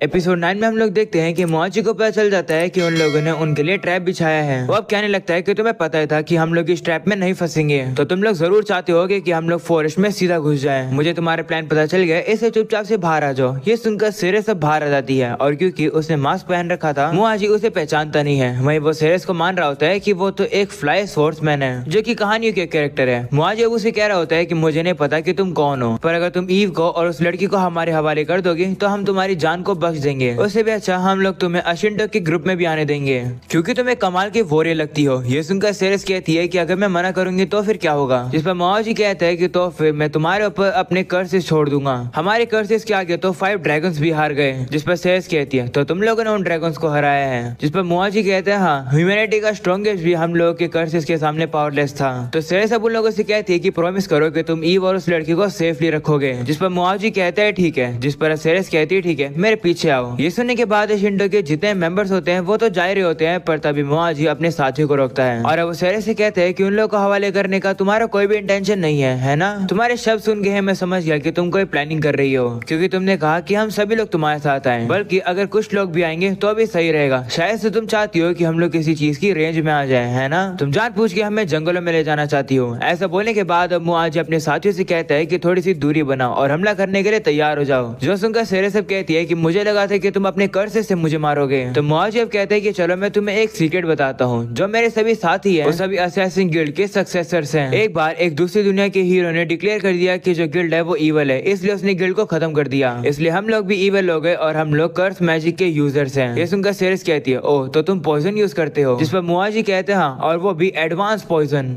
पॉइजन जिससे स्पेशल टेक्निक का ही यूज करके सिंथेसाइज किया जा सकता है, और वो टेक्निक असैसिन गिल्ड के सिर्फ कुछ ही सर्वाइवर्स को आती है। ये सुनकर सेरेस भी जब समझ आती है कि ये लोग उसी एडवांस पोजीशन का यूज करके बिना किसी निशानी के लोगों को मारते हैं और इसी चीज को वो लोग कर्स बुलाते हैं। मुआजी अब कह रहा होता है कि फिर अचानक से ब्लैक ड्रैगन नाइट्स की ट्रेजेडी हो गई और जिस तरीके से वो लोग मरे थे हमारे भी मारने का तरीका उसी तरीके से था, इसलिए हम लोग को मौका मिल गया लोगों को ये बताने का कि हम लोगों ने ही उन 5 ड्रैगन्स को हराया है। इससे लोगों को भी हमारे कर्सेस पर विश्वास हो गया। कोई भी प्रूव नहीं कर सकता है कि हमारे कर्सेस झूठे हैं। चाहे कुछ भी हो हम लोग हमेशा टॉप पर रहेंगे। इस दुनिया में प्रूफ के बिना ही चीजें काफी बड़ी होती है। सैर सब उसे पूछते हैं कि तुम्हारा आखिर गोल क्या है, जिस पर वो कहते हैं कि हम लोग ड्यूक का यूज करके इस नेशन में अपने लिए एक सेंट्रल रोल पाएंगे और जो भी हमारे रास्ते में आएगा हम लोग उसे मार देंगे क्योंकि आखिर में हम लोग कंट्री को अपने खुद के लिए लेंगे। वैसे तुम्हारे बाकी साथी कहाँ पर है? जिस पर सेरेस कहती है कि ईव और उस लड़की के अलावा मैं ही हूँ सिर्फ, और कोई भी साथी नहीं है। जिस पर मुआजी कहते हैं कि ऐसा हो नहीं सकता है कि तुम अकेले इतनी प्लानिंग कर लो। तो सेरेस कहती है कि अगर ऐसी बात है तो मैं तुम्हें समझाती हूँ। ऐसा बोलने के बाद वो अपने मास्क को उतार लेती है और अब उन लोग को बताती है कि 5 ड्रैगन्स के सामने मैं ही सर्वाइव करी हूँ। ये सुनकर मुआजी भी हैरान हो जाता है और कहते हैं कि मुझे लगा नहीं था कि तुम वही फेमस सेरेस एशरेन हो। अब थोड़ा बहुत समझ आने लगा है तो तुमने उन 5 ड्रैगन्स को हराया है। जिस पर सेरेस कहती है हाँ। जो सुनकर मुआजी कहता है कि मुझे लगता है कि उन लोगों को तुमने हराया है। तो सेरेस कहती है कि तुम्हें ऐसा क्यों लगता है? जिस पर मुआजी कहता है कि ये काफी सिंपल है क्योंकि मुझे लगता है कि तुम ह्यूमैनिटी के स्ट्रॉन्गेस्ट को हरा सकती हो। ऐसा बोलने के बाद वो अपने साथी को आगे बुलाता है और वो सेरेस को बताता है कि ये वही आदमी है जो कि ईव का फाइनल में अपोनेंट होने वाला था। इसका नाम बेलगर है और यहीं पर बेलगर का बड़ा भाई है जिसका नाम वैरेगन है। ये दोनों अशिंटो के सबसे स्ट्रॉन्गेस्ट सिबलिंग्स हैं और किस्मत की बात तो ये है कि इन लोगों का छोटा भाई भी था जिसका नाम जेरेश था। वो वही बंदा था जो कि तुम्हारा पीछा कर रहा था। अब इसके भाई तुम पर काफी गुस्सा है, वो अपना बदला लेने वाले हैं। सेरेस अब तुम क्या करोगी? मेरे साथियों ने तुम्हें पूरी तरह से घेर लिया है, तुम्हें पीछे से भी घेर लिया। अब तुम शौक हो गई हो ना? चीजों को करने का हमारा यही तरीका है। आखिर हम लोग असैसिन्स जो हैं, इसे फर्क नहीं पड़ता कि तुम कितने भी ताकतवर हो, हमारे कर्सेस के सामने कोई भी नहीं टिक सकता है। तुम्हारा खात्मा होता है, अपनी हार यह मान लो। ये सुनकर सेरेस अब नीचे बैठ जाती है और अपनी हार मान लेती है। तभी मुआजी अब उसे कहता है कि तुम काफी लकी हो, मैं तुम्हें अपनी वाइफ बनाऊंगा। वहीं पर दूसरी तरफ सेरेस अब मेमोरी को याद करने लगती है। तभी बचाने से हम लोग को मेमोरी को दिखाया जाता है जो कि पिगीमारू के साथ कनेक्ट होकर वही टेक्निक को यूज करने लगता है। मेमोरी अब उन लोगों से कहता है चलो मैं तुम्हें दिखाता हूँ कि आखिर कर्स असलियत में होता क्या है। ऐसा बोलने के बाद मेमोरी उन सभी लोगों को पैरालाइज कर देता है जिसकी वजह से वो सभी हिल नहीं पा रहे होते हैं। मेमोरी अब उन लोगों के सामने आता है और कहता है कि लगता नहीं कि तुम लोग को पता था कि मैं ऐसा भी हमला करूंगा इस रेंज से। तो मुआजी अब कहने लगता है कि हमारे बाकी साथी कहाँ पर गए? जिस पर मेमोरी उसे कहता है कि मैंने ऑलरेडी उन्हीं को चल दिया है। ऐसा बोलने के बाद वो सभी को पोजन कर देता है। वह मुआजी से कहता है कि तुम काफी स्मार्ट हो कि तुम्हें ईव की प्लानिंग के बारे में पता चला। मुझे पता था कि तुम हमारे ट्रैप को देख लोगे और फॉरेस्ट में आने से अवॉइड करोगे क्योंकि तुम्हें लगेगा कि वो एक ट्रैप है। पर इसलिए मैंने सेरेस को कहा कि वो एक्टिंग करे कि वो उन सभी लोग को फॉरेस्ट में ल्यूर कर रही है। सेरेस बस ऐसे दिखाई थी कि वो तुम्हारे कंट्रोल में आ गई है जबकि तुम लोग मेरे कंट्रोल में थे। जिसके बाद हम लोग देखते हैं कि शिंटो मेमोरी के पोजन की वजह से मर जाती है। जो देखकर सेरेस मेमोरी से कहती है कि चीजें वैसी हुई जैसे आपने प्लान करी थी। तो मेमोरी उसे कहते हैं कि तुम्हारा भी शुक्रिया, तुमने हमारे लिए समय बाय किया। इसको तुम्हारे हवाले छोड़ने का इरादा काफी अच्छा था। क्या तुम वापस जाकर ईव को भी इस सिचुएशन के बारे में अपडेट कर दोगी? तो वो कहती है ठीक है। ऐसा बोलने के बाद वो चली जाती है। वहीं पर मेमोरी अब देखता है कि जो बाकी भी लोग थे वो भी वापस आ चुके हैं। जो देखकर मेमोरी कह रहा होता है कि अगर फर्स्ट वेव रिटर्न नहीं करती तो मेरी जो ट्रैप था वो इनकम्प्लीट हो जाता। ऐसा बोलने के बाद वो पिगीमारू से कहते हैं कि चलो फिर से कनेक्ट हो जाते हैं। पर तय पिगीमारू अब कुछ अजीब एक्ट करने लगता है। जो देखकर मेमोरी उसे कहता है कि माफ कर दो, तुम्हें थोड़ा सा रेस्ट चाहिए होगा ना। तभी हम लोग देखते हैं कि वहाँ पर ईव और बाकी सभी लोग भी आ जाते हैं। जहाँ पर ईव मेमोरी से कहती है कि मैं भी तुम्हारी मदद करूंगी। तो मेमोरी भी कहते हैं ठीक है और अब वो सेरेस से कहता है कि लिस का ख्याल रखो और उसे यहाँ से ले जाओ। तो वो भी मान जाती है और अब वो लिस को वहाँ से ले जाती है। इसके बाद मेमोरी ईव से कहता है कि क्या तुम मुझे बता सकती हो कि फर्स्ट वेव में एक्यूरेट कितने हेड काउंट हैं? तो वो भी कहती है ठीक है और अब उसे पता चल जाता है कि आखिर वो सभी लोग कहाँ से आ रहे हैं और वो उन सभी लोग के रास्ते में आकर खड़ी हो जाती है। जो देखकर वो सभी उसके ऊपर हमला करने वाले होते हैं पर तभी मेमोरी उन सभी लोगों को पैरालाइज कर देता है और वो उन्हें पोइजन करके खत्म भी कर देता है। तभी हम लोग देखते हैं कि वहाँ पर ड्यूक आ जाता है। ड्यूक का साथी अब सेरेस से कहता है कि तुम लोग के लिए भागने के लिए कोई भी जगह नहीं बची है, चिंता मत करो, हम लोग तुम्हारा काफी अच्छे से यूज करेंगे, वो भी वैसे तरीके से। ये सुनकर मेमोरी भी सोचता है कि ये लोग तो कितने बुरे हैं। तभी अब वो उन लोग के ऊपर पैरालाइज का यूज करने लगता है पर अब वो यूज नहीं कर पाता है क्योंकि वो अब देखता है कि उसके जो एक्टिव टारगेट है वो मैक्स आउट हो चुके हैं। तभी ड्यूक का साथी ईव के ऊपर हमला करने वाला होता है। जो देखकर मेमोरी जल्दी से उसके ऊपर डार्क का यूज कर देता है जिससे कि अब वो देख नहीं पा रहा होता है और अब इसी मौके का फायदा उठाकर ईव उसके ऊपर हमला करके उसे मार देती है। इसी तरीके से मेमोरी बाकी सभी नाइट्स के ऊपर भी डार्क का यूज कर रहा होता है और अब ईव जाकर सभी लोग को मार रही होती है। कुछ लोग तो डर के मारे अब वहाँ से भागने भी लगते हैं। जो देखकर मेमोरी ईव से कहते हैं कि किसी को भी यहाँ से भागने मत दो। तो वो भी मान जाती है और वो उन सभी लोगों को भी खत्म करने लगती है जो कि भागने की कोशिश कर रहे होते हैं। वहीं पर सेरेस भी मेमोरी की मदद करके लोगों को मारने लगती है। दूसरी तरफ अब ड्यूक को दिखाया जाता है जो कि अपने ही साथी को मार रहा होता है और अब उन लोगों से कहता है कि मैं तुम लोग को अलाउ नहीं करूंगा यहाँ से भागने के लिए, इन दोनों को जल्दी से खत्म करो क्योंकि मैं ड्यूक हूँ, जैसा मैं चाहता हूँ वैसा ही होकर रहता है। ये देख कर वह मेमोरी से कहने लगती है कि इसे मैं संभालती हूँ, शुक्रिया तुम्हारा। ऐसा होने के बाद वो गुस्से में जाकर ड्यूक के बाकी साथियों को भी खत्म कर देती है, जो देखकर ड्यूक काफी डर जाता है। वो उससे कहते हैं कि मैं इन सबको याद रखूंगा, फ्यूचर में मैं तुम लोग को खत्म कर दूंगा। ये सुनकर मेमोरी उसके ऊपर पहले ही यूज कर देता है और कहता है कि तुम्हें क्या लगा कि हम तुम्हें ऐसे ही जाने देंगे, तुम तो बेवकूफ निकले। वहीं पर ईव अब ड्यूक से कहने लगती है कि अगर तुमने मुझसे पंगा लिया था तो मैं तुम्हें माफ कर देती, पर तुमने लिस को भी परेशान किया, इसके लिए मैं तुम्हें नहीं छोड़ूंगी। ऐसा बोलने के बाद वो ड्यूक के ऊपर हमला करके उसे खत्म कर देती है। सारी चीजें खत्म होने के बाद मेमोरी अब सेरे से कहता है कि क्या तुम लिस को ले जा सकती हो और डिपार्चर की तैयारी कर सकती हो, तो वो भी कहती है ठीक है, और वो लिस को थोड़ा सा दिलासा देने लगती है क्योंकि वो काफी डर गई थी। वहीं पर सेरे से मेमोरी से कहती है कि माफ करना, मैंने तुम्हारे ऑर्डर्स के बिना ही लोगों पर हमला कर दिया। जिस पर मेमोरी कहता है कि तुम ऑलरेडी इस मर्शनरी ग्रुप की वाइस कैप्टन हो, तो अगर बाय चांस मैं ऑर्डर ना दे पाऊँ तो हमला तुम कर सकती हो, तो वही मान जाती है। अगले सीन में मेमोरी अब कह रहा होता है कि हम लोगों ने किसी को भागने नहीं दिया, अच्छा हुआ। ऐसा बोलने के बाद वो शिंटो के मेंबर्स के ऊपर फ्रीज का यूज करता है और उन्हें जमा देता है और कहता है कि ये एक ऐसी यूनिक स्किल है जो कि लाश को ऑब्जेक्ट बना देती है, इससे लाश को क्रश करके पाउडर बनाया जा सकता है। इस स्किल का यूज करके हम लोग बॉडीज को बिना किसी निशान के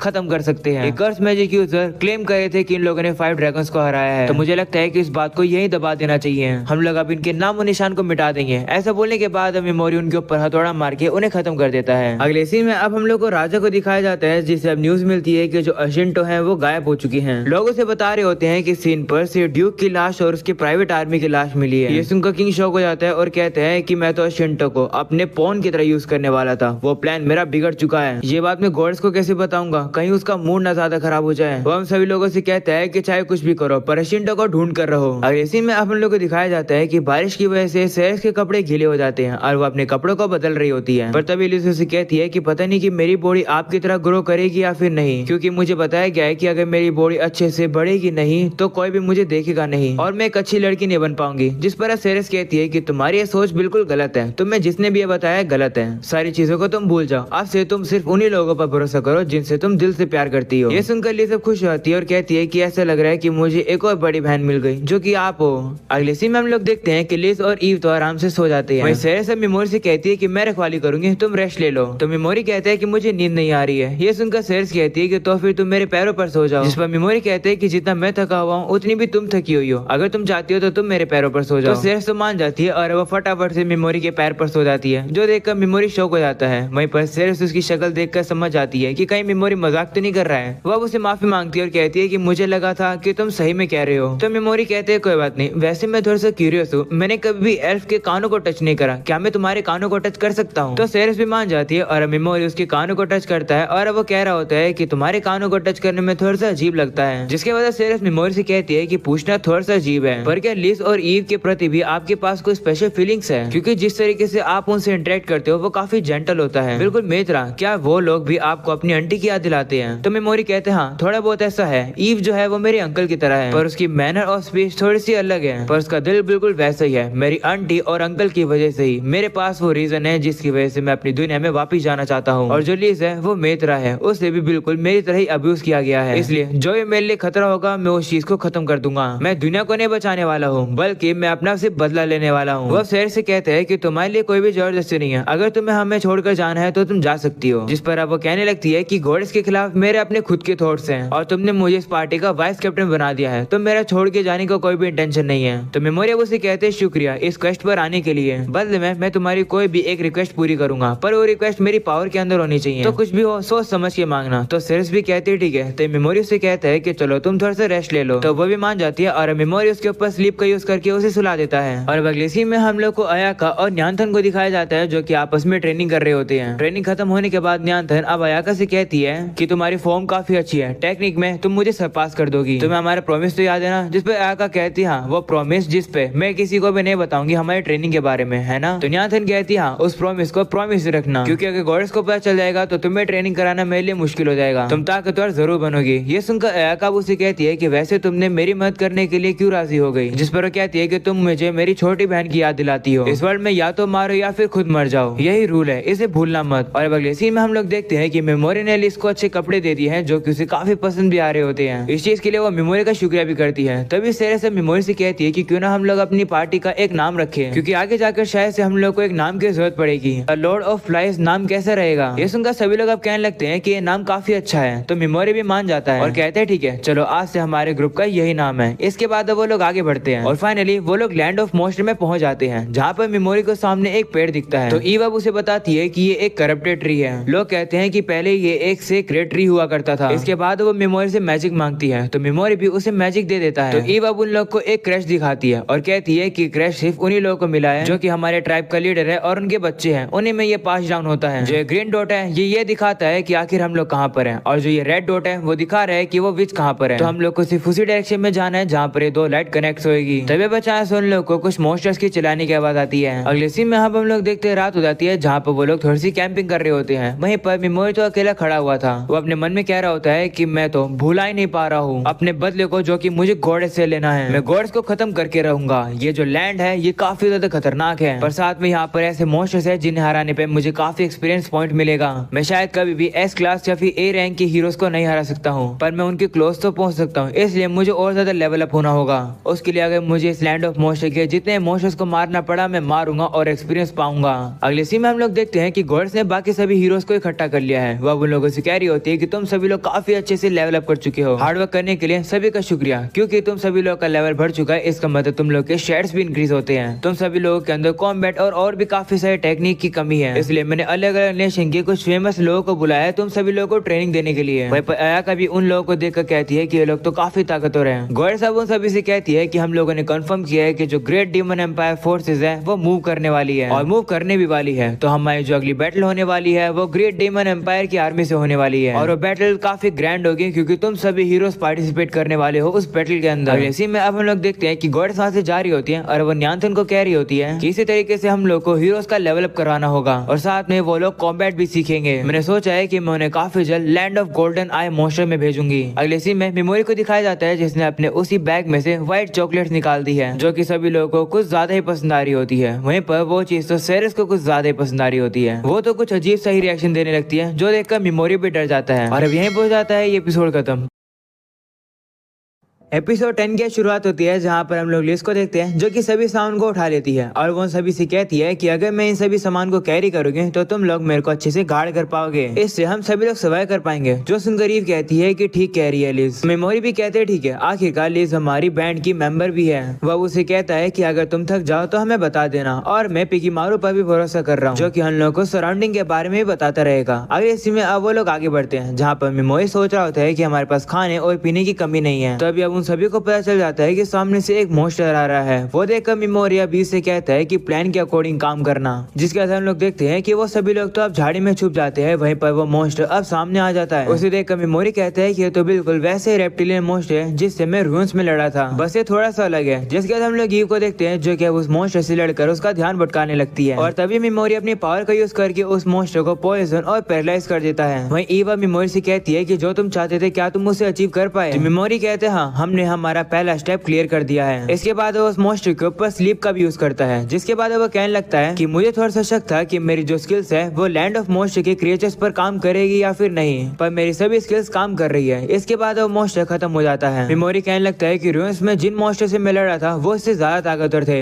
ऐसा बोलने के बाद मेमोरी चाकू मार के उस मॉन्स्टर को पूरी तरह से खत्म कर देता है और कहते हैं कि अगर यहाँ पर ऐसे तरीके के मॉन्स्टर हैं तो वो मुझसे नहीं जीत पाएंगे। मेमोरी को ये करता हुआ देख सेरेस वहाँ आती है और से कहती है कि आप ये क्या कर रहे हो? जिस पर मेमोरी कहता है कि शायद से मैंने इस मॉन्स्टर को इस बुक में देखा है। तो अब सेरेस भी उस मॉन्स्टर के बारे में इस बुक में पढ़ने लगती है। मेमोरी अब कहने लगता है कि इस मॉन्स्टर से हमें एक ऐसी इंग्रेडिएंट मिलेगी जिससे एक फॉरबिडन आइटम बनेगा, जैसे कि वॉइस ऑल्टरिंग स्टोन। पर सेरेस इस बुक को पढ़कर काफी हैरान हो जाती है। तो मेमोरी कहते हैं कि अगर तुम इंटरेस्टेड हो तो तुम इस बुक को ले सकती हो, मुझे पता है कि ये बुक तुम्हारे पास सेफ रहेगी। तो सेरेस भी खुश हो जाती है और अब उस बुक को रख लेती है। मेमोरी मन में कहने लगता है कि सभी लोग खुश हो जाते हैं जब भी उन्हें स्पेशल ट्रीटमेंट मिलती है। तब मैंने जो बोला वो मैंने झूठ नहीं बोला, पर अगर मैं ध्यान से नहीं रहूंगा तो सेरेस मेरे शब्दों को अच्छे से समझ लेगी। जिसके बाद वो लोग आगे बढ़ने लगते हैं, पर तभी हम लोग देखते हैं कि मेमोरी के बैग में जो अंडा है वो अब ग्लो करने लगा है। अगले सीन में वो एक रिवर को क्रॉस कर रहे होते हैं, तभी मेमोरी का पैर अब फिसलने लगता है, लेकिन तभी ईव उसे पकड़ लेती है। इस चीज के लिए मेमोरी का शुक्रिया करता है। वहीं पर अब लिस की भी बारी आती है। वो भी काफी आराम से पत्थरों को पार करने लगती है, क्योंकि जो पत्थर है वो थोड़े से स्लिपरी है। वहीं ईव मेमोरी से कहती है कि मैं लिस को क्यों ना उठाकर यहीं पर ले आऊं। तो मेमोरी कहता है नहीं रहने दो, उसने कहा है कि वो खुद आ जाएगी। तो ईव कहने लगती है पर क्या होगा अगर वो स्लिप हो जाएगी तो। ये सुनकर लिस कहती है कि मेरी चिंता मत करो, मैं हमेशा आप लोगों पर निर्भर थोड़ी हो सकती हूँ। ऐसा बोलने के बाद अब वो आ रही होती है पर तभी वो स्लिप हो जाती है। ये देखकर पिगीमारू जल्दी से बाहर निकलकर उसे पकड़ लेता है। जो देखकर ई मेमोरी से कहते ओह तो पहले ही तुमने ऑलरेडी सेफ्टी के जुगाड़ कर रखे थे। तो मेमोरी भी कहते हाँ मैं लिस को सपोर्ट करना चाहता हूँ, उसकी जैसी हालत थी पहले मेरी भी ऐसी हालत हुआ करती थी। ये सब सुनकर लिस वहाँ पर आ जाती है और कहती है कि आप लोग क्या बात कर रहे हो, जिस पर मेमोरी कहते हैं कुछ नहीं, तुम्हें बड़े लोगों की ऐसी बातें नहीं सुननी चाहिए जो कि तुम्हारे सुनने के लायक नहीं है। तो अब लिस पूछने लगती है कि लेकिन आप क्या बातें कर रहे थे। तो ईव कहती है कि ज्यादा कुछ नहीं, हम लोग बस ये सोच रहे थे कि अगर इंसान और एक एल्फ की शादी होगी तो उनका बच्चा क्या होगा। तो हम लोग ये डिस्कस कर रहे थे कि अगर सेरेस और मेमोरी का बच्चा होगा तो वो कौन होगा, यानी कि उनका बच्चा कैसा होगा। वहीं पर सेरेस जो कि रिवर को क्रॉस करके आ रही होती है, वो जैसी ये बात सुनती है उसका पैर फिसल जाता है और वो पानी में गिर जाती है। अगले सीन में हम लोग देखते हैं सेरेस पानी के बाहर आ जाती है और वो कहती है कि वो अपने कपड़ों को नहीं सुखाएगी क्योंकि इसी की गलती की वजह से वो नीचे गिर गई। तो मेमोरी अपनी जैकेट निकाल कर उसे देता है और कहता है कि तुम्हें ठंड लग जाएगी इसलिए इसे ओढ़ लो। तो वो भी मान जाती है और उस जैकेट को सूंघने लगती है। जो देखकर मेमोरी कहता है कि चिंता मत करो ये ड्रेस धुली हुई है। तो वो भी कहती है ठीक है। जिसके बाद वो लोग आगे बढ़ते हैं, जहाँ पर आगे चलती ईव को वापिस एक मॉन्स्टर के बारे में पता चलता है और अब वो लिस से कहती है कि हम लोग पीछे हट रहे हैं। जिसके बाद वो मेमोरी से कहती है कि उन लोगों ने हमें ढूंढ लिया। जिसके बाद लिस अब सेरेस के पास चली जाती है। वहीं पर मेमोरी अब ईव के पास आ जाता है। वहीं ईव उसे बताती है कि जिन मॉन्स्टर को मैंने सेंस किया उन्हें मैं नहीं हरा सकती हूँ। तो मेमोरी कहते हैं कि इसका मतलब ये वही मॉन्स्टर है जिसकी वजह से तुम्हें और लिस को लैंड ऑफ मॉन्स्टर से भागना पड़ा। जिस पर वो कहती है हाँ। वहीं पर मेमोरी उससे कहता है कि तुम पीछे हट जाओ, मैंने संभाल लूंगा। ऐसा बोलने के बाद मेमोरी भी एक पेड़ के पीछे छिप जाता है और कहता है कि मेरे पास इतना समय नहीं है कि मैं पिगीमारू के साथ अपना कॉम्बो अटैक कर सकूं। जिसके बाद हम लोग को उन्हीं मॉन्स्टर को दिखाया जाता है जो कि काफी ज्यादा बड़े होते हैं और वो उसी तरफ आ रहे होते हैं। जो देखकर मेमोरी एक्साइटेड हो जाता है और कहता है कि तो तुम लोग वही हो जिससे तो ग्रेटेस्ट वॉरियर ईव भी डरती है, तुम लोगों का मेरी रेंज में वेलकम है। ऐसा बोलने के बाद मेमोरी उन लोगों को पैरालाइज कर देता है और कहता है कि मैं तुम लोगों से प्रॉपरली नहीं लड़ूंगा, तुम लोग यहाँ पर शिकार करने आए थे पर तुम्हें पता ही नहीं था कि तुम लोगों का यहाँ शिकार हो जाएगा। ऐसा बोलने के बाद मेमोरी अपने बजर का यूज करके उन लोगों को जल्दी से खत्म कर देता है, जिसकी वजह से मेमोरी का अब लेवल अप भी हो जाता है। अभी ईव मेमोरी से कहने लगती है कि मुझे क्यों लग रहा है कि तुम इन मॉन्स्टर को पहले से ही जानते हो। तो मेमोरी कहते हैं हाँ मैंने इनके बारे में बुक में पढ़ा था, ये नेज़ोर्स हैं। ऐसा बोलने के बाद मेमोरी उन लोगों को काटने लगता है। जो देखकर ईव उससे कहती है कि ये मत कहना कि तुम इस मॉन्स्टर को खाने वाले हो। तो सेरेस उससे कहती है नहीं, मैंने उसी बुक में पढ़ा है कि इस मॉन्स्टर से एक ऐसा आइटम मिलेगा जिससे कि पिगीमारू को एनहेंस किया जा सके। ये सुनकर ईव कहती है कि तो फिर अच्छी बात है, पर ऐसा ना हो जाए कि पिगीमारू भी इस मॉन्स्टर की तरह इतना बड़ा हो जाए। जो सुनकर मेमोरी सोचता है कि शायद से ऐसा नहीं होगा पर हो भी सकता है। तभी बचाने से वो लोग अब फिर से कुछ सेंस करने लगते हैं, पर वो सेंस किसी मॉन्स्टर का नहीं होता है। यानी कि वो लोग जिस चीज को सेंस कर पा रहे होते हैं वो कोई मॉन्स्टर नहीं है। वो कंफ्यूज हो जाते हैं कि आखिर वो लोग क्या सेंस कर रहे हैं। तो पिगीमारू अब इशारा करके मेमोरी की बैग की तरफ इशारा करता है। तो मेमोरी भी अब बैग को खोलता है और वो देखता है कि उसके बैग में जो वो अंडा था वो अब ग्लो करने लगा है और वो फूटने वाला है। जिसके बाद वो अंडा फूट जाता है और अब उसमें से एक हॉर्स बाहर निकलता है। वो हॉर्स अब जैसे बाहर निकलता है तभी बचाने से वापिस से बड़ा भी हो जाता है। जो देखकर वो लोग सोचने लगते हैं कि क्या ये एक मॉन्स्टर है। तभी हम लोग देखते हैं कि वो हॉर्स अब मेमोरी के पास आ जाता है और उसे गले लगाने लगता है। जो देखकर वो समझ जाते हैं कि ये हॉर्स फ्रेंडली है। तभी वो लोग ये भी नोटिस करते हैं कि उस हॉर्स के ऊपर एक ऐसा ऑर्गन है जो कि मैजिक को एब्जॉर्ब करता है। सेरेस बताती है कि ये यूनिक फीचर होता है जो कि मॉन्स्टर और मैजिकल क्रिएचर्स में पाया जाता है। तो मेमोरी अब उस चीज के अंदर अपना माना डालने लगता है और वो पिगीमारू से कहता है कि दूर हो जाओ और अब वही से कहता है कि जरा सराउंडिंग का ख्याल रखना। मेमोरी अब सोचने लगता है कि शायद से ये जो हॉर्स है वो इस एरिया के आसपास की मैजिक को एब्जॉर्ब करके बड़ा हो गया। मेमोरी अब इसी तरीके से उस हॉर्स के अंदर अपना काफी सारा माना डालने लगता है। काफी ज्यादा माना मिलने के बाद अब वो हॉर्स ग्लो करने लगता है और अब वो एक काले कलर का बड़ा सा घोड़ा में बदल जाता है। जो देखकर सेरेस कहती है कि इसका मतलब इस घोड़े के पास ऐसी एबिलिटी है जिससे कि ये मैजिक को एब्जॉर्ब कर सकता है। मेमोरी भी अब कहने लगता है कि इस हॉर्स ने हजारों एमपी लिया है ट्रांसफॉर्म होने के लिए, हमारा सामान उठाने के लिए इतना साइज तो परफेक्ट है इसका।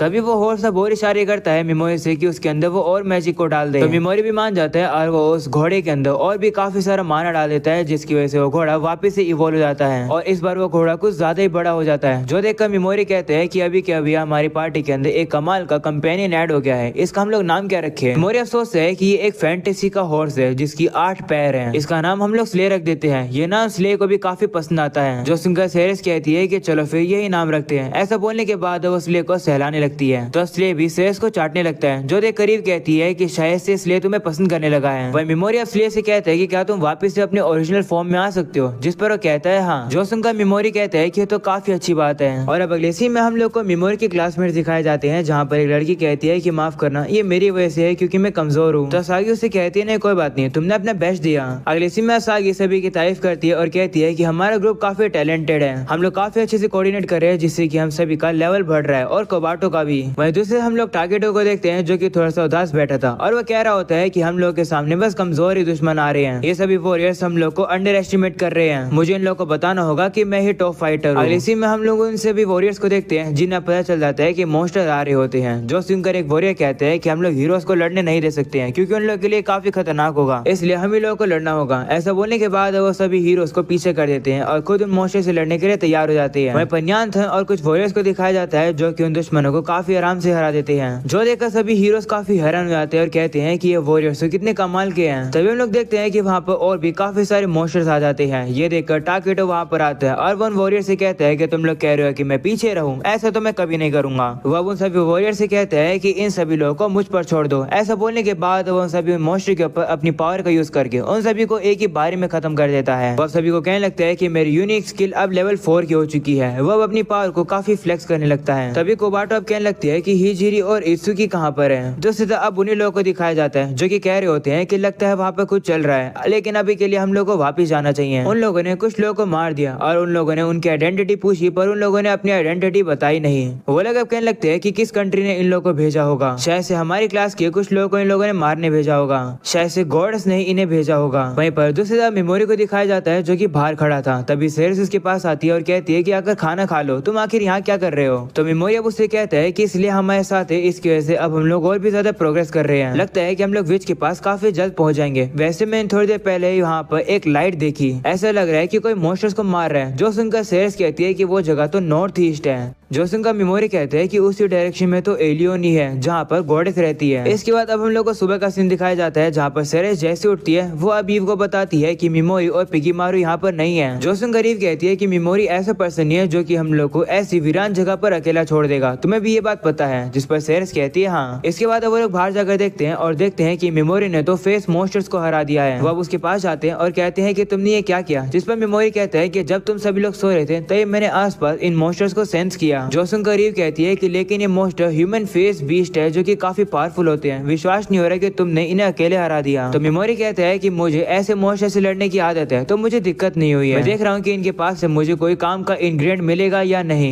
वहीं पर ईव भी हैरान होती है कि मेमोरी ने इन मॉन्स्टर्स को अकेले हरा दिया। तो सेरेस कहती है कि यह तो नॉर्मल बात है। सेरेस मन में कहने लगती है कि क्योंकि अभी मेमोरी हमारे साथ है, हमारे पास प्लान के अंदर एक होप है। मेमोरी इम्पॉसिबल को भी पॉसिबल कर सकता है पर उसे सारे काम अकेले नहीं करने चाहिए, उसे मदद भी ले लेने चाहिए। अगले सीन में हम लोग देखते हैं कि वो लगा वापस से आगे बढ़ने लगते हैं पर तभी सेरेस मेमोरी से कहती है कि तुम्हें थोड़ा सा रेस्ट ले लेना चाहिए। जिस पर मेमोरी कहता है कि हवा में थोड़ी सी नमी आ गई है, इसका मतलब बारिश आ सकती है, इसलिए हम लोग को जल्दी से अपने डेस्टिनेशन पर पहुंच जाना चाहिए। इसके बाद वो लोग आगे बढ़ने लगते हैं जहाँ पर मेमोरी लिस से पूछते हैं कि क्या ये जगह स्केरी है। तो वो कहती है नहीं स्केरी तो नहीं है। जो सुनकर मेमोरी कहता है कि यहाँ पर मरना बिल्कुल भी बेहतर नहीं होगा। तो वो कहती हाँ पर मुझे विश्वास है कि मैं यहाँ पर नहीं मरूंगी। सेरेस ने कहा है कि जब तक मेमोरी आप जिंदा हो आप मुझे कुछ भी नहीं होने दोगे, सिर्फ मुझे नहीं बल्कि सभी लोग सेफ रहेंगे और सेफली हम सभी अपने डेस्टिनेशन पे पहुंच जाएंगे। जो सुनकर मेमोरी कहते हैं कि सेरेस को तो मुझ पर कुछ ज्यादा ही भरोसा है। तो वो कहती हाँ उसी की बदौलत मुझे पूरा विश्वास है कि जब तक मैं आपके साथ हूँ मैं सेफ रहूंगी, हमारे पास ले भी है। वहीं पर मेमोरी सोचने लगता है कि लिस और ईव को मुझ पर पूरी तरह से भरोसा है, मैं उनके भरोसे को बिल्कुल नहीं तोड़ूंगा। इसी में हम लोग देखते हैं कि वो लोग अब एक गुफा के पास आ जाते हैं और इस गुफा को पार करने के बाद वो लोग विच के पास पहुंच जाएंगे। वहीं ईव मेमोरी का शुक्रिया करती है यहाँ पर उसको लेकर आने के लिए, उस सभी का शुक्रिया करने लगती है। जिस पर मेमोरी कहता है कि तुम्हारे पास मैप था, तुम्हारे मैप की वजह से हम लोग यहाँ पर नहीं पहुँच पाते, तो तुम्हारा भी शुक्रिया, वैसे तुम्हें यहाँ पर ही रहना पड़ेगा। जिस पर ईव कहती है कि मुझे इससे फर्क नहीं पड़ता, भले हमारा घर छोटा हो उससे फर्क नहीं पड़ता, बस जगह शांति वाली हो जहाँ पर रहा जा सके। इसके बाद वो लोग अंदर जाने वाले होते हैं पर तभी अचानक से ईव के ऊपर एक मॉन्स्टर आ जाता है जो देखकर ईव उसके ऊपर हमला करने वाली होती है पर मेमोरी उसे मना कर रहा होता है पर वो उसकी बात सुनती नहीं है और वो उस मॉन्स्टर को मार देती है। तभी ईव मेमोरी से कहती है कि आपने मुझे क्यों रोका। जिस पर मेमोरी पूछते है कि क्या ये मॉन्स्टर अभी भी जिंदा है। वो लोग अब चेक करते हैं और देखते हैं कि वो मॉन्स्टर तो मर चुका है। तभी मेमोरी अब सोचते है कि ईव ने जो किया वो बिल्कुल सही किया क्योंकि मॉन्स्टर अचानक से आ गया था, पर पता नहीं क्यों मुझे कुछ अजीब सा फील हो रहा है जब ये मॉन्स्टर आ गया था, पता नहीं ये फीलिंग किस चीज की है। तभी हम लोग देखते हैं कि उस मॉन्स्टर में से एक लाइट निकलने लगती है और उस मॉन्स्टर में से एक आवाज भी आने लगती है जो देखकर मेमोरी सभी लोगों को पीछे हटने के लिए कहता है। वो मॉन्स्टर अब काफी जोर से चिल्लाता है जिसे सुनकर सभी हैरान हो जाते हैं, कहते हैं कि आखिर क्या था। वहीं पर मेमोरी भी समझ जाता है कि आखिर मॉन्स्टर क्यों चिल्लाया। ये मॉन्स्टर इससे चिल्लाया जिससे जिससे कि जितने भी फॉरेस्ट में मोस्ट है वो यहाँ पर आ सके। हम लोग अब दिखाया जाता है कि फॉरेस्ट में जितने मोस्ट्स होते हैं वो सभी अब यहाँ आने लगे हैं, जो देखकर सभी हीरोज भी हैरान हो जाते हैं। दूसरी तरफ मेमोरी को पता चल जाता है कि सारे मोस्ट्स हर डायरेक्शन से उनकी तरफ आ रहे हैं और वो काफी ज्यादा डर जाता है, क्योंकि जो मोस्ट्स है वो काफी ज्यादा ही है, जो देखकर वो बिल्कुल भी समझ नहीं पाता है कि आखिर उन्हें क्या करना चाहिए। और अब यही हो जाता है ये एपिसोड खत्म। पिछले एपिसोड में हम लोगों ने देखा था कि वो लोग एक मोस्टर को हरा देते हैं, जिसकी वजह से वो एक काफी तेज आवाज निकालता है, जिसकी वजह से अब वहाँ पर काफी सारे मोस्टर्स आने लगते हैं। ये देखकर मेमोरी भी समझ जाता है कि इसी बड़े मोस्टर की वजह से इतने सारे मोस्टर्स यहाँ पर आ रहे हैं। ये चीज काफी ज्यादा खतरनाक है, पर उन सभी मोस्टर्स के यहाँ पर आने में अभी थोड़ा सा टाइम है, पर फिर भी वो सभी मोस्टर्स काफी ज्यादा है। अब हम लोग को क्या करना चाहिए? मेमोरी अब सोच ही रहा होता है, तभी ईव सामने आ जाती है और कहती है कि मैं बेट का काम करूंगी और मोस्टर्स को अपनी तरफ लाऊंगी, और इस मौके का यूज करके तुम लोग यहाँ से भाग जाना और विच के पास पहुंच जाना। ये सुनकर लिज अब उसे रोकने वाली होती है, पर तभी ईव उसे कहती है कि मेरी ही गलती की वजह से ये सारे मोस्टर्स यहाँ आ रहे हैं, तो मुझे अपनी गलती को ठीक करना होगा। जब तक मैं वापस नहीं आ जाती तो मेमोरी और सेरेस की बात जरूर सुनना। तो मेमोरी भी अब इसे कहते हैं कि अगर तुम इतना बोल रही हो तो ठीक है, तुम मोस्टर्स का ध्यान भटका देना, पर एक शर्त पे, तुम्हें जिंदा वापस आना पड़ेगा। तो ईव कहती है ठीक है। जो सुनकर मेमोरी कहते हैं कि तुम्हें क्या लगा कि मैं तुम्हारी बात को मान जाऊंगा? तुम्हारे जिंदा बचने के चांसेस काफी कम है। जो सुनकर ईव कहती है लेकिन, तो मेमोरी अब उसे कहता है कि तुम्हें ये सोचने की जरूरत नहीं है कि तुम्हारी गलती है। जिस मोस्टर को तुमने मारा वो इतने समय से छुपा हुआ था, तो उसे इतनी जल्दी सेंस करना मुश्किल होता, तो इसमें तुम्हारी गलती नहीं है। वहीं सेरेस भी ईव से कहती हाँ, अगर मैं तुम्हारी जगह होती मैं भी उस मोस्टर को मार देती। पर मेमोरी कहते हैं कि मुझे अपनी एलिमेंट स्किल को इमीडिएटली यूज कर लेना चाहिए था, तो इसलिए मेरी भी गलती है, तुम्हें अकेले ब्लेम लेने की जरूरत नहीं है। और वैसे भी विच के पास पहुंचने में तुम्हारी काफी ज्यादा जरूरत है। उसने तुम्हें मैप भी दिया है और वो तुम पे ट्रस्ट करती है, इसलिए तुम्हें उसके पास ले जाना काफी ज्यादा अच्छा रहेगा नेगोशिएशन करने के लिए, इसलिए हम तुम्हें नहीं खो सकते हैं। ऐसा बोलने के बाद मेमोरी एक वॉइस प्रोजेक्शन जेम को निकाल लेता है और उसे अपने मास्क में लगा देता है और कहते हैं कि ये अभी भी अच्छे से कंप्लीट नहीं है, पर मैं होप करता हूँ कि ये काम कर जाए। मेमोरी अब उन लोगों से कहते हैं कि ऐसी सिचुएशन में मैं ही सर्वाइव कर सकता हूँ, बेस्ट चांस तो यही रहेंगे, मैं पिगी मारू और स्ले को अपने साथ लेकर जाऊंगा और जरूर जीत कर आऊंगा। और वैसे भी मेरी जो एलिमेंट स्किल है वो ही सबसे ज्यादा डैमेज डिलीवर कर सकती है ह्यूमन फेस बीस्ट से लड़ने के लिए। मुझे पता है रिस्पॉन्सिबिलिटी जरूरी है, पर हमारी पार्टी के लिए रिस्पॉन्सिबिलिटी मैं डिसाइड करूंगा। तो अगर मैं कहूँ चिंता करने की जरूरत नहीं है तो नहीं है चिंता करने की जरूरत, ये मेरा ऑर्डर है। जो सुनकर ईव कहती है कि मुझे माफ कर दो। वही मेमोरी भी उसे कहते हैं कि एक अच्छी बात है कि तुम अपनी ड्यूटी समझ रही हो, जिसकी बात लिज भी अब मेमोरी का शुक्रिया करती है, जिस पर मेमोरी कहते हैं कि शुक्रिया अभी करने की जरूरत नहीं है, शुक्रिया तब करना जब हम लोग सेफली अपने डेस्टिनेशन पर पहुंच जाए तब। जिसके हम लोग सेरेस को भी देखते हैं जो कि नीचे बैठ के अब मेमोरी को गुड लक कहती है। तो मेमोरी भी अब उसे कहते हैं कि अगर मैं वापस ना हूँ तो मैं हमारी पार्टी को तुम्हारे हवाले कर रहा हूँ। तो वो भी कहती है ठीक है। जो सुनकर मेमोरी कहते हैं कि मुझे काफी खुशी है कि तुम अपनी वाइस कैप्टन की ड्यूटी को समझ रही हो। अगले सीन में हम लोग को सभी हीरोज को भी दिखाया जाता है और वहाँ पर भी मोस्टर आ चुके होते हैं। ये देखकर वॉरियर्स उन सभी हीरोज को वहाँ से जाने के लिए कहते हैं, तो अब उन हीरोज को भी वहाँ से भागना पड़ता है। दूसरी तरफ हम लोग को किरीहारा और ओयामाडा को भी दिखाया जाता है जो कि उन मोस्टर्स से लड़ रहे होते हैं। वहीं किरीहारा तो समझ जाते हैं कि ये मोस्टर्स कहीं और जा रहे हैं, वो सभी लोग तो बस इन मोस्टर्स के लिए ऑब्स्टिकल्स हैं। तभी हम लोग देखते हैं कि एक लड़की कुछ मोस्टर से भागते भागते नीचे गिर जाती है और अब वो मोस्टर उसे मारने वाला होता है। तभी वहाँ पर कोबाटो आती है जो कि उस मोस्टर से लड़कर उस लड़की की जान बचा लेती है, पर वो मोस्टर अब कोबाटो के ऊपर ही हमला करने लगता है, जो देखकर वो लड़की तो उसकी मदद भी नहीं करती है और वो चुपचाप से वहाँ से चली जाती है। कोबाटो वहीं मन में सोचने लगती है कि सब कुछ ठीक है क्योंकि अभी तो कोई नहीं मरा है। तभी उसे याद आता है मेमोरी के बारे में और वो कहती है नहीं कोई मरा है। तभी अब वो मोस्टर उसके ऊपर हमला करने लगता है। दूसरी तरफ अब मेमोरी को पता चल जाता है कि मोस्टर सब पास आने लगे हैं। उसने सेरेस और बाकी सभी लोगों को एक केव में छुपने के लिए भी कह दिया है और अब वो लोग वहीं पर छुपे हुए हैं। वहीं पर मेमोरी स्ले के अंदर अपना माना डालकर उसे इवोल्व कर देता है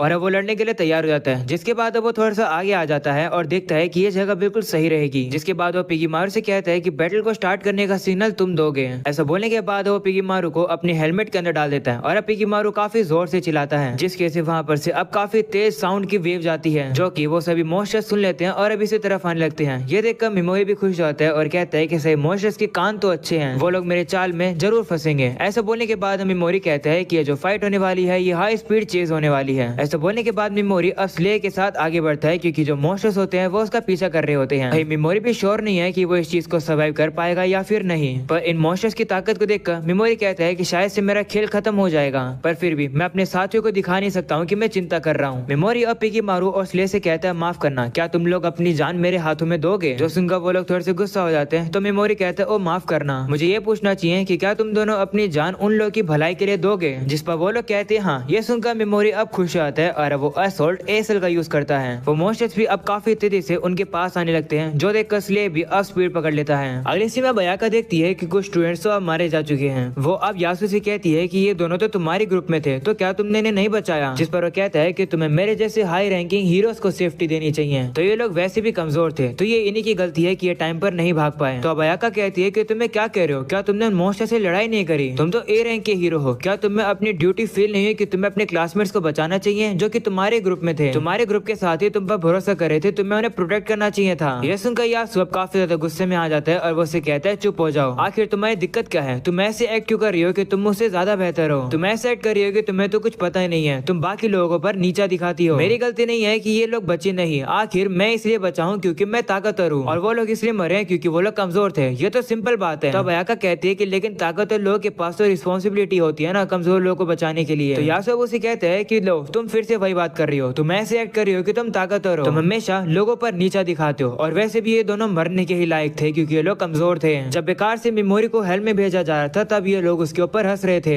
ये लोग पीठ पीछे मेरा भी मजाक उड़ाया करते थे, तो जैसी करनी वैसी भरनी। ये सब बातें सुनकर वहाँ पर किरियारा आ जाता है और वो यासु से कहता है कि तुम भी कुछ ज्यादा ऊंचे नहीं हो। तुम्हें पता है कि एक मैन को आखिर मेजर कैसे किया जाता है? सभी लोगों के अंदर एक इनबोर्न कैलिबर होती है। जब तुम उसे बनाते हो तभी लोगों को पता चलता है कि आखिर तुम्हारी मेजर क्या है, और अगर तुम नहीं बना पाते हो तो तुम्हारी सक्सेस टेम्परेरी है। जो सुनकर यासु अब कहता है कि तुम्हारे कहने का मतलब क्या है? तो किरियारा अब उसे कहता है कि तुम ऐसे रिएक्ट कर रहे हो बिल्कुल कि तुम्हें कुछ समझ नहीं आया, तुम तो वैसे भी मुझसे काफी ज्यादा नीचे हो। ऐसे बोलने के बाद वो अपनी तलवार को यासु के गर्दन पर रख लेता है और कहता है कि तुमने प्रूव किया है कि तुम कुछ भी नहीं हो। ये चीज तुमने अयाका के सामने ऐसा एक्ट करके प्रूव करा है। तुम जैसे नोबडी के लिए कोई भी एक्सक्यूज नहीं है। इस तरीके से करोगे तो तुम अपने आप को ही बर्बाद कर लोगे। जो ताकत और पावर होती है वो सिर्फ उन्हीं लोगों के पास होनी चाहिए जिनके पास रॉयल कैलिबर होती है, जैसे कि मैं। ये सुनकर अब यासु काफी गुस्सा हो जाता है और अब अपनी पावर उसे दिखाने लगता है। ये देखकर ओयामाडा उसे कहते हैं कि आखिर तुम अपना गुस्सा हम पर क्यों उतार रहे हो? वहीं किरिहारा अब यासु से कहता है कि तुम सही में बिल्कुल नोबडी हो। जो सुनकर यासु कहता है कि तुम एस रैंक के हो, इसलिए ज्यादा मत चढ़ो,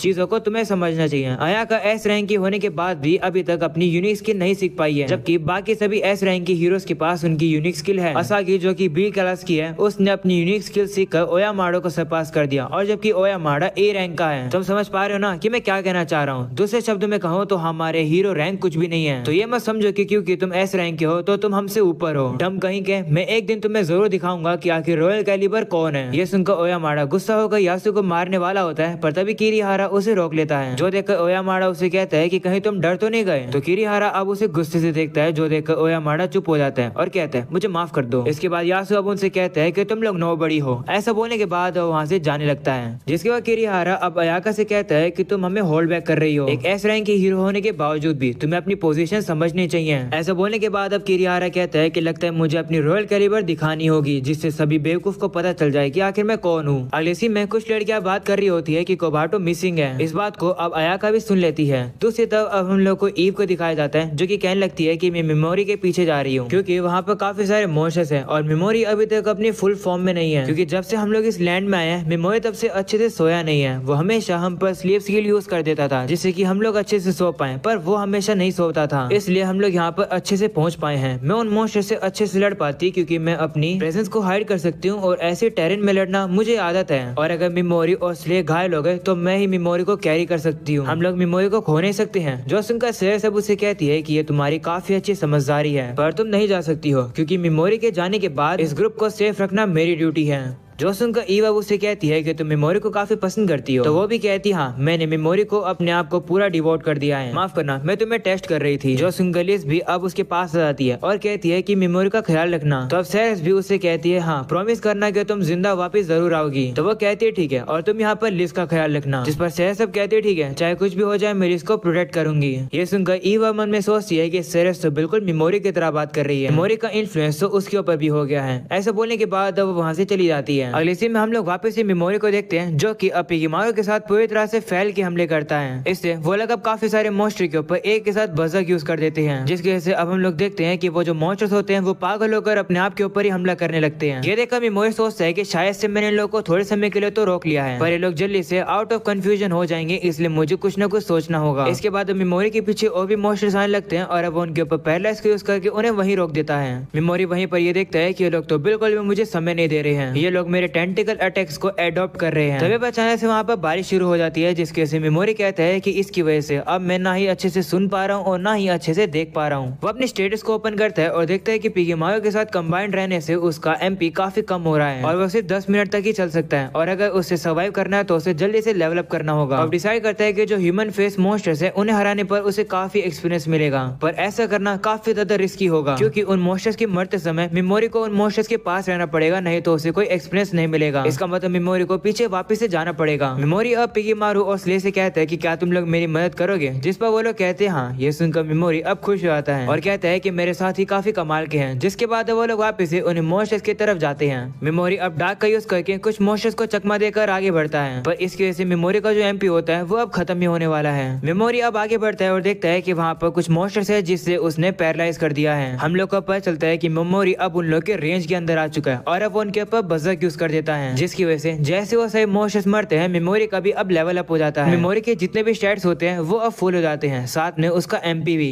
जो देखकर मेमोरी खुश होता है कि वो अब और ज्यादा लड़ पाएगा। ऐसा बोलने के बाद वो पिगी मारू का फिर से यूज करने लगता है और अब वो अपनी रेंज को और ज्यादा बढ़ा लेता है, जिसके बाद वो लगातार पैरालाइज और बजर यूज करने लगता है, जिससे कि अब वो और भी काफी सारे मॉन्स्टर्स को मारने लगता है। तभी मेमोरी को अब पता चलता है कि 2 मॉन्स्टर्स अब उसके पीछे आ रहे हैं। मेमोरी अब सोचता है कि इन लोगों को हराने के लिए उससे उन लोगों के सामने आना पड़ेगा, इसलिए वो अब स्ले के ऊपर से उतर जाता है और अब सीधा वो नीचे आ जाता है, जिसके बाद वो पिगी मारू का यूज करके उन मॉन्स्टर्स तक पहुंच जाता है और अब वो उनके ऊपर पैरालाइज यूज कर देता है, साथ में ही बजर्क भी, जिससे कि अब वो मॉन्स्टर्स मर जाते हैं और अब मेमोरी का वापस से लेवल अप हो जाता है और अब मेमोरी का जो एमपी और बाकी के स्टैट्स होते हैं वो वापस से फुल हो जाते हैं, जिसके बाद अब मेमोरी वापस आगे बढ़ता है और वो देखता है कि सामने से अब और भी काफी सारे मॉन्स्टर्स आ रहे हैं। ये देखकर वो लगातार अब उनके ऊपर हमले करने लगता है, पर तभी कुछ मॉन्स्टर्स उनके ऊपर कूद जाते हैं, जिसकी वजह से मेमोरी स्ले के ऊपर से नीचे गिर जाता है और अब काफी सारे मॉन्स्टर्स उसे घेर लेते हैं, जो देखकर मेमोरी जल्दी से अब उन लोगों के ऊपर हमला करके उन्हें मारने की कोशिश करता है, जिसकी वजह से मेमोरी का काफी लेवल अप भी हो रहा होता है। वो सोच रहा होता है कि मुझे बाकी सभी लोगों की भलाई के लिए जिंदा रहना होगा, यही सोचकर वो सभी को मार रहा होता है। अगले सीन में अब कोबाटो को दिखाया जाता है, जिसने मॉन्स्टर को काफी हिम्मत करके मार दिया और अब वो काफी डरी हुई है। वो कहने लगती है कि मुझे पता है कि मैं अयाका की तरह नहीं हूँ, जब मेमोरी के साथ गलत किया जा रहा था तब मैं बस ऐसी खड़ी होकर देख रही थी, मैं बस थोड़ी सी काम की बनना चाहती हूँ और सभी की मदद करना चाहती हूँ अयाका की तरह, पर मैं डरपोक हूँ। तभी हम लोग देखते हैं कि वहाँ पर ईव आ जाती है और कोबाटो को डरा हुआ देखकर उससे उसके अंदर लिज दिखाई देती है। वो अब उसके पास आने लगती है, जो देखकर कोबाटो अब काफी डर जाती है। तभी हम देखते हैं कि वहाँ पर एक और हीरो आ जाती है जो कि ईव के ऊपर हमला कर देती है, पर ईव उसके अटैक को रोक लेती है, जो देखकर वो हीरो अब उसके ऊपर सेकंड हमला करती है और अब वो हमला ईव को लग जाता है, जिसके से ईव अब बोल नहीं पा रही होती है। तभी वो हीरो से कहने लगते हैं कि तुम तो काफी पावरफुल हो, पर माफ करना मेरी बहन ने मुझे ऑर्डर दिया है, इसलिए मैं तुम्हें कोबाटो को नहीं मारने दूंगी। उसे देखकर ईव अब कहती है कि हाँ मुझे याद आया, मेमोरी ने मुझे बताया था कि वही समर्ड हीरोज हैं जिसे गॉडेस ने समन किया है बुराई से लड़ने के लिए।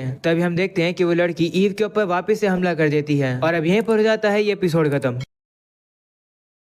एपिसोड 12 की शुरुआत होती है जहाँ पुलिस को अब मेमोरी की टेंशन हो रही होती है, जो देखकर सेल सब उसे कहती है कि टेंशन लेने की जरूरत नहीं है, मेमोरी ने कहा था कि वो सेफली वापस आएगा तो वो जरूर आएगा। दूसरी तरफ हम लोग को इत्सुकी को दिखाया जाता है जो कि अब ईव के ऊपर हमला कर रही होती है और अब वही को फिर से मारने वाली होती है, पर तभी वहाँ पर इत्सुकी की बहन आ जाती है और वो उसे रोक देती है। तो इत्सुकी भी अब रुक जाती है। वो अब अपनी बहन से कहती है कि मैं आपका ही वेट कर रही थी, वैसे आपने मुझे रोका क्यों? जिस पर वो कहती है कि जिसे तुम मार रही हो ये कोई डीमन नहीं है, ये एक लेपर्ड है और डिफरेंस ये है कि इसके पास काफी अच्छा इंटेलिजेंस है। इसके मूवमेंट्स और आंखों के अंदर की डिटरमिनेशन को देखकर लगता है कि ये इंसानों की तरह है, इसका मतलब ये अच्छे से कम्युनिकेट कर सकती है। जिस पर इत्सुकी कहती है कि लेकिन ये तो बात ही नहीं कर रही है। तो उसकी बहन अब उसे कहती है कि शायद ऐसे इसलिए क्योंकि तुमने उसके गले पर हमला कर दिया होगा। जिस पर इत्सुकी कहती है हाँ लगता है मैंने गलती कर दी। जिसके बाद अब इत्सुकी की बहन अब ईव से माफी मांगती है और कहती है कि मेरी बहन थोड़ा ज्यादा एक्साइटेड रहती है, हमें माफ कर देना। वहीं पर इत्सुकी भी अब ईव से माफी मांगने लगती है। वहीं ईव मन में सोचने लगती है कि मुझे ये फीलिंग आ रही है कि ये लोग बिल्कुल इंसानों जैसे हैं, पर ये लोग फिर भी मेमोरी से थोड़े अलग हैं। वहीं इत्सुकी की बहन बताती है कि मेरा नाम हिजरी है, हम लोग दूसरी दुनिया से आए हुए इंसान हैं। तो अभी भी उन लोगों से बोलने लगती है और अब अपना नाम बताती है, जो सुनकर वो लोग कहते हैं कि तुम तो वही लेपर्ड ब्लड फाइटर हो ना, जो कि अपनी प्रेजेंस को छुपा सकती है, क्या तुम्हारे साथी भी यहाँ पर आसपास हैं? जिस पर वो कहती है हाँ मैं अपने मास्टर को ढूंढ रही हूँ। जो सुनकर हिजरी कहती है कि इसका मतलब तुम्हारे मास्टर अभी भी जिंदा है, क्योंकि अभी स्टैम्पीड हुई है और देखकर लगता है कि तुम्हारे मास्टर के पास काफी ज्यादा पावर है, तभी ही वो ऐसी स्टैम्पीड को पूरा कर पाया होगा। जिस पर ईव कहती हाँ लेकिन मेरे मास्टर काफी ज्यादा ग्रेट है। ऐसा बोलने के बाद वो वहाँ से चली जाती है। अगले सीन में वापस मेमोरी को दिखाया जाता है जो कि काफी सारे बजर का यूज करके डीमंस को हरा रहा होता है। इतनी ज्यादा फाइट करने की वजह से अब पिकीमारू की हालत भी काफी ज्यादा बुरी हो जाती है और अब वो लड़ नहीं पा रहा होता है, जो देखकर मेमोरी को अब अकेले ही मॉन्स्टर्स को मारना पड़ता है। जिसके बाद मेमोरी पिकीमारू को वापस भेज देता है थोड़ा सा रेस्ट देने के लिए। इसके बाद वो स्ले से भी कहने लगता है कि तुम भी अपनी लिमिट पर होगे ना, बस थोड़ी देर सहन कर लो। ऐसा बोलने के बाद मेमोरी अपने हेलमेट को उठा लेता है और हमें पता चलता है कि गिरने की वजह से मेमोरी का थोड़ा सा हॉट कट गया था। मेमोरी अब देखता है कि उसका लेवल 2000 से भी ज्यादा हो चुका है और अगर उसे और करेक्शन वैल्यू पॉइंट्स मिल भी जाएंगे तो भी उसका स्टेमिना और वुंड रिकवर नहीं होगी। वो अब कहने लगता है कि मेरी हालत थोड़ी सी बुरी होने लगी है, पर फिर भी अभी भी एक मॉन्स्टर बचा हुआ है। मेमोरी उस मॉन्स्टर से कहता है कि मुझे पता है कि तुम हमें देख रहे हो। ऐसा बोलकर मेमोरी सोचता है कि मैं उन्हीं मॉन्स्टर्स के ऊपर अपनी स्किल को यूज कर सकता हूँ जिन्हें मैं देख सकता हूँ। इसका मतलब जो लास्ट मॉन्स्टर है उसने हमारी वीकनेस के बारे में पता लगा लिया है। तभी अचानक से हम लोग देखते हैं कि वो अब आखिरी मॉन्स्टर अब उन लोग के ऊपर हमला करने के लिए आ जाता है, जो देखकर मेमोरी असलिए का यूज करता हुआ वहाँ से भाग जाता है और अब वो उसके ऊपर हमला करने की कोशिश भी करता है। पर इससे पहले वो मॉन्स्टर अब उन्हीं लोगों के ऊपर काफी ज्यादा हमले कर देता है। वो काफी सारे अटैक्स को डॉज तो करते हैं पर एक हमला अब मेमोरी के हाथ पर लग जाता है, जिसकी वजह से मेमोरी अब थोड़ा सा घायल हो जाता है। तभी हम लोग देखते हैं कि कुछ हमला अब स्ले को भी लग जाता है, जिसकी वजह से स्ले अब नीचे गिर जाता है और अब वो मॉन्स्टर उन लोगों के पास आने लगता है, जो देखकर मेमोरी अब पिकीमारू से कहता है कि क्या तुम एक आखिरी काम करोगे, तो पिकीमारू भी मान जाता है। तभी हम देखते हैं कि मॉन्स्टर अब वापस से हमला करने लगता है और अब उसकी हमला करने के से वहाँ पर काफी धुआं हो जाता है। तभी अब अचानक से धुएं में से मेमोरी अपने हेलमेट को फेंक देता है और साइड में मेमोरी ने अब पिकीमारू को भेज दिया है, जिसकी वजह से उस मॉन्स्टर का ध्यान भटक जाता है और अब वहाँ पर हमला करता है। और अब हम देखते हैं कि मेमोरी तो उस मॉन्स्टर के पीछे आ चुका है और अब उसने उसके ऊपर पैरालाइज यूज कर दिया है, जिसकी वजह से मॉन्स्टर अब हिल नहीं पाता है, जिसके मेमोरी अब उसके ऊपर बजर यूज करके उसे खत्म कर देता है। मेमोरी अब उस मॉन्स्टर को ये बताने लगता है कि मैंने अपना मास्क फेंक दिया था जिससे कि तुम्हारा ध्यान भटक गया, वही दूसरी तरफ मैं तो तुम्हारे पीछे आ गया था जिससे कि मैं तुम्हारे साइड के अंदर आ जाऊं। उस मॉन्स्टर को हराने के बाद मेमोरी अपनी स्टेटस को चेक करता है और अब उसे पता चलता है कि उसका एचपी काफी कम है। तभी मेमोरी का अब लेवल अप हो जाता है और अब उसे एक हायर लेवल की स्किल अनलॉक हो जाती है, जो देखकर वो कंफ्यूज होता है कि आखिर ये क्या है। वहीं पर हम लोग अब स्ले को देखते हैं जो कि वापस से अपने छोटे फॉर्म में आ जाता है। ये देखकर मेमोरी पिकीमारू और स्ले से कहता है कि माफ करना, मेरी वजह से तुम लोग को इतना पुश करना पड़ा। चलो सभी लोगों के पास वापस चलते हैं। मेमोरी वहाँ से जा ही रहा होता है पर उसकी हालत काफी बुरी हो जाती है, वो खड़ा भी नहीं हो पा रहा होता है। तभी मेमोरी देखता है कि उसके ऊपर एक मॉन्स्टर हमला करने के लिए आ जाता है, पर तभी वहाँ पर ईव टाइम पर आ जाती है जो कि उस मॉन्स्टर के ऊपर हमला करके मेमोरी की जान बचा लेती है। मेमोरी अब ईव को देखकर खुश होता है और कहता है कि मुझे पता था कि ऐसा ही होगा। अगले सीन में हम लोग देखते हैं कि अब ईव अब सभी लोगों को अपने कंधों पर बिठा कर लेकर जा रही होती है। साथ में वो मेमोरी को ये बताती है कि थोड़े समय पहले मैं दूसरे वर्ल्ड के इंसानों से मिली थी, उनका नाम हिजरी और इत्सुकी था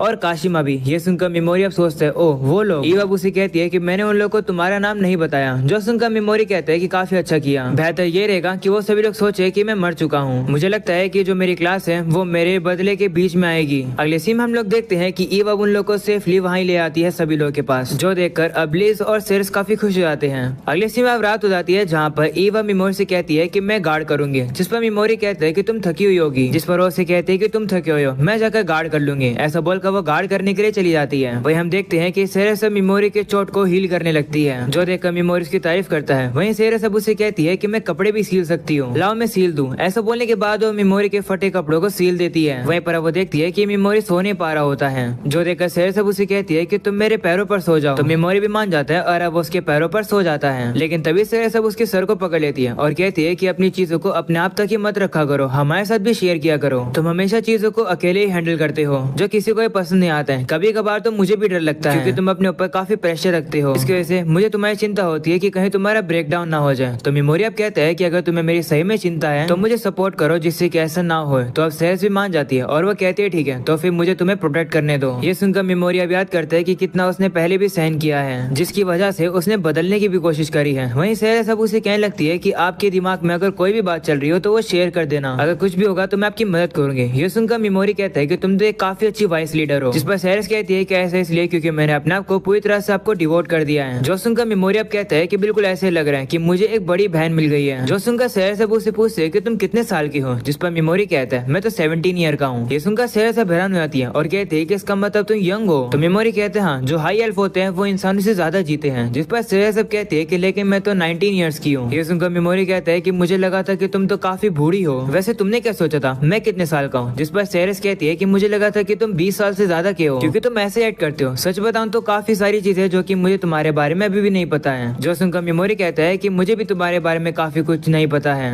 वैसे क्या तुम अब मुझे अपने छोटे भाई की तरह ट्रीट करोगी, जिस पर वो कहती है नहीं, तुम इस पार्टी के किंग हो, भले तुम मुझसे यंग हो, मेरी लॉयल्टी चेंज नहीं होगी और मैं तुम्हारे लिए ही डिवोटेड रहूंगी। तुम ही मेरे लिए एक किंग हो, कोई भी इस चीज को रिप्लेस नहीं कर सकता है। जो सुनकर मेमोरी अब खुश होता है तभी अब अचानक से उसे नींद आ जाती है। वहीं पर अब सेरेस मेमोरी को काफी ज्यादा देर तक देखने लगती है और अब वो थोड़े से शर्माने भी लगती है क्योंकि वो उसे पसंद तो करती है। वहीं पर अब वो उठकर वहाँ से जाने लगती है पर तभी अब अचानक से उसका पैर अब अटक जाता है और अब वो सीधा कर मेमोरी के ऊपर गिर जाती है और अब वो मेमोरी के इतना ज्यादा क्लोज आ जाती है कि वो अपने आप को कंट्रोल ही नहीं कर पाती है और वो मेमोरी को किस कर देती है। और अब थोड़ी देर बाद अब सेरेस को रियलाइज होता है कि आखिर उसने ये क्या किया। तभी थोड़ी देर बाद अब मेमोरी भी उठ जाता है और अब उसे पता चल जाता है कि सेरेस ने क्या किया है। वो देखता है कि सेरेस तो उसकी साइड में सो रही है और अब वो सो नहीं पा रहा है। जो देखकर मेमोरी अब उसे कहता है कि क्या मैं तुम्हारे ऊपर स्लीप यूज करूं, जिस पर वो कहती है हाँ। तो मेमोरी भी अब स्लीप का यूज करके उसे सुला देता है, जिसके बाद अब वो अपने होठों को साफ करने लगता है और अब वो कहता है कि मैं अपने साथियों के साथ काफी कंफर्टेबल होने लगा हूँ। अगले सीन में हम लोग कोबाटो को देखते हैं जो कि उन्हीं दोनों बहनों का शुक्रिया करती है उसे बचाने के लिए, जिस पर रित्सुकी कहती है कोई बात नहीं, वैसे ये बताओ कि तुम असागी के ग्रुप में क्यों हो, क्योंकि तुम्हें तो क्लास रैप के ग्रुप में होना चाहिए था। तो वो बताने लगती है कि किस तरीके से असागी ने उसकी मोस्टर को मारने में मदद करी थी। असागी ने उसे कहा था कि अगर हम लोग एक साथ मिलकर काम नहीं करेंगे तो फ्यूचर में हम दोनों एक दूसरे को ही मार देंगे, इसलिए हम लोग को एक साथ मिलकर काम करना चाहिए। तो कोबाटो को भी मानना पड़ता है। वो उन लोगों से कहती है कि मैं उसी के ग्रुप में रहूंगी। जो सुनकर रित्सुकी कहती है कि मुझे तो लगता है कि असागी थोड़ी सी पागल है। तो कोबाटो कहती है हाँ, पर मुझे लगता है कि असागी एक दिन अयाका को जरूर बचाएगी। अगली सीन में अब हम लोग को सुबह का सीन दिखाया जाता है जहाँ पर मेमोरी की टीम अब आगे जा रही होती है। पर तभी सेरेस मेमोरी से कहती है कि एक दिन मैं आपसे कुछ कन्फेस करना चाहती हूँ और उस बात को मैं अभी नहीं कह सकती हूँ क्योंकि मेरे अंदर हिम्मत नहीं है, इसलिए मुझे थोड़ा सा टाइम दो उस बात को कहने के लिए। तो मेमोरी भी कहते हैं ठीक है और अब वो आगे बढ़ जाता है। वहीं पर सेरेस अब सोचने लगती है कि मुझे मेमोरी को कन्फेस करना ही होगा, नहीं तो उसका मेरे ऊपर से विश्वास उठ जाएगा।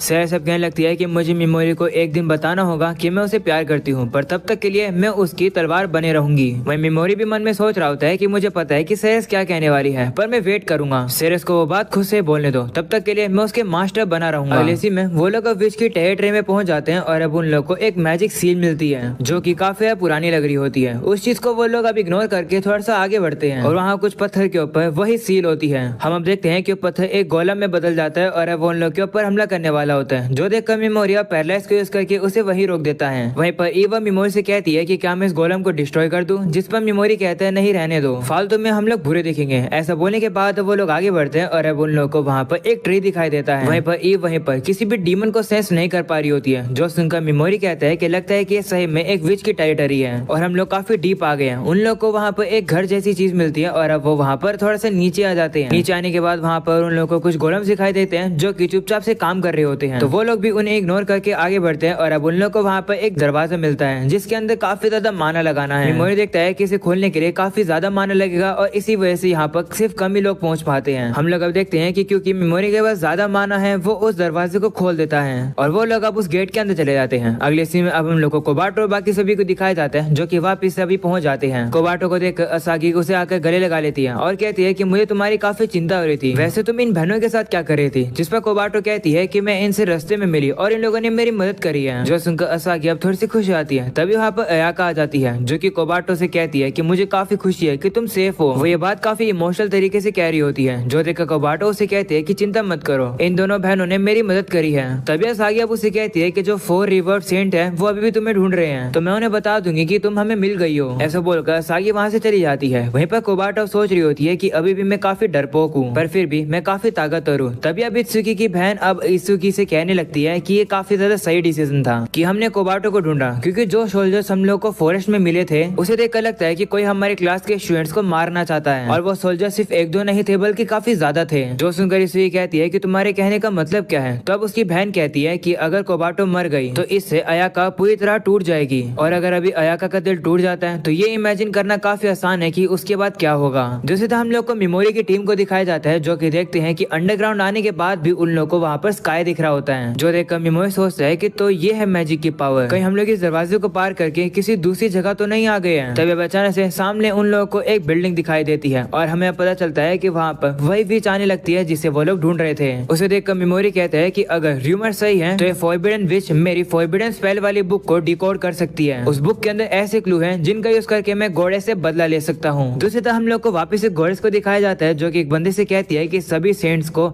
जल्दी से इन्फॉर्मेशन दो और उन्हें बताओ कि ग्रेट डीमन एम्पायर की जो आर्मी है वो मूव करने लगी है, इसलिए सभी हीरोज को लेकर वापस से जल्दी यहाँ पर आ जाओ। तो बंदा भी कहते हैं ठीक है और वहाँ से चला जाता है। वहीं पर गॉड सब कहने लगती है कि ये देखना काफी इंटरेस्टिंग होगा कि वापस आने के बाद हीरोज कितने ताकतवर हो गए हैं। वहीं दूसरी तरफ बाद वापस से मेमोरी को दिखाया जाता है, जो कि कहने लगता है कि यहाँ तक की जर्नी इजी नहीं थी, पर फाइनली अब मैं यहाँ पर पहुंच चुका हूँ। तभी हम लोग देखते हैं कि विच अब उन लोगों से कहती है कि मैं नाम है एरिका एनरवेल और मैं वही फॉरबिडन विच हूँ जिसे तुम लोग ढूंढ रहे थे। ये सुनकर मेमोरी अब थोड़ा सा और खुश हो जाता है और अब वो मन में कहने लगता है, गॉडेस देखती जाना कि मैं किस तरीके से तुम्हारी सारी चीजों को तबाह कर दूंगा, मैं अपना बदला लेकर रहूंगा। और अब यहीं पर जाता है ये एपिसोड और सीजन 1 खत्म। हाँ, ये एनीमे भी यहीं पर खत्म होती है। उम्मीद है तुम लोग को ये एनीमे पसंद आई होगी। ये एपिसोड अगर तुम लोग को पसंद आया होगा तो जरूर से लाइक कर देना और सब्सक्राइब भी कर देना, क्योंकि जैसे इस एनीमे का सीजन 2 आएगा तुम लोग को इस चैनल पर देखने को मिल जाएगा। पर आज के लिए इतना ही, मिलते हैं फिर किसी एनीमे के अंदर, तब तक के लिए बाय बाय।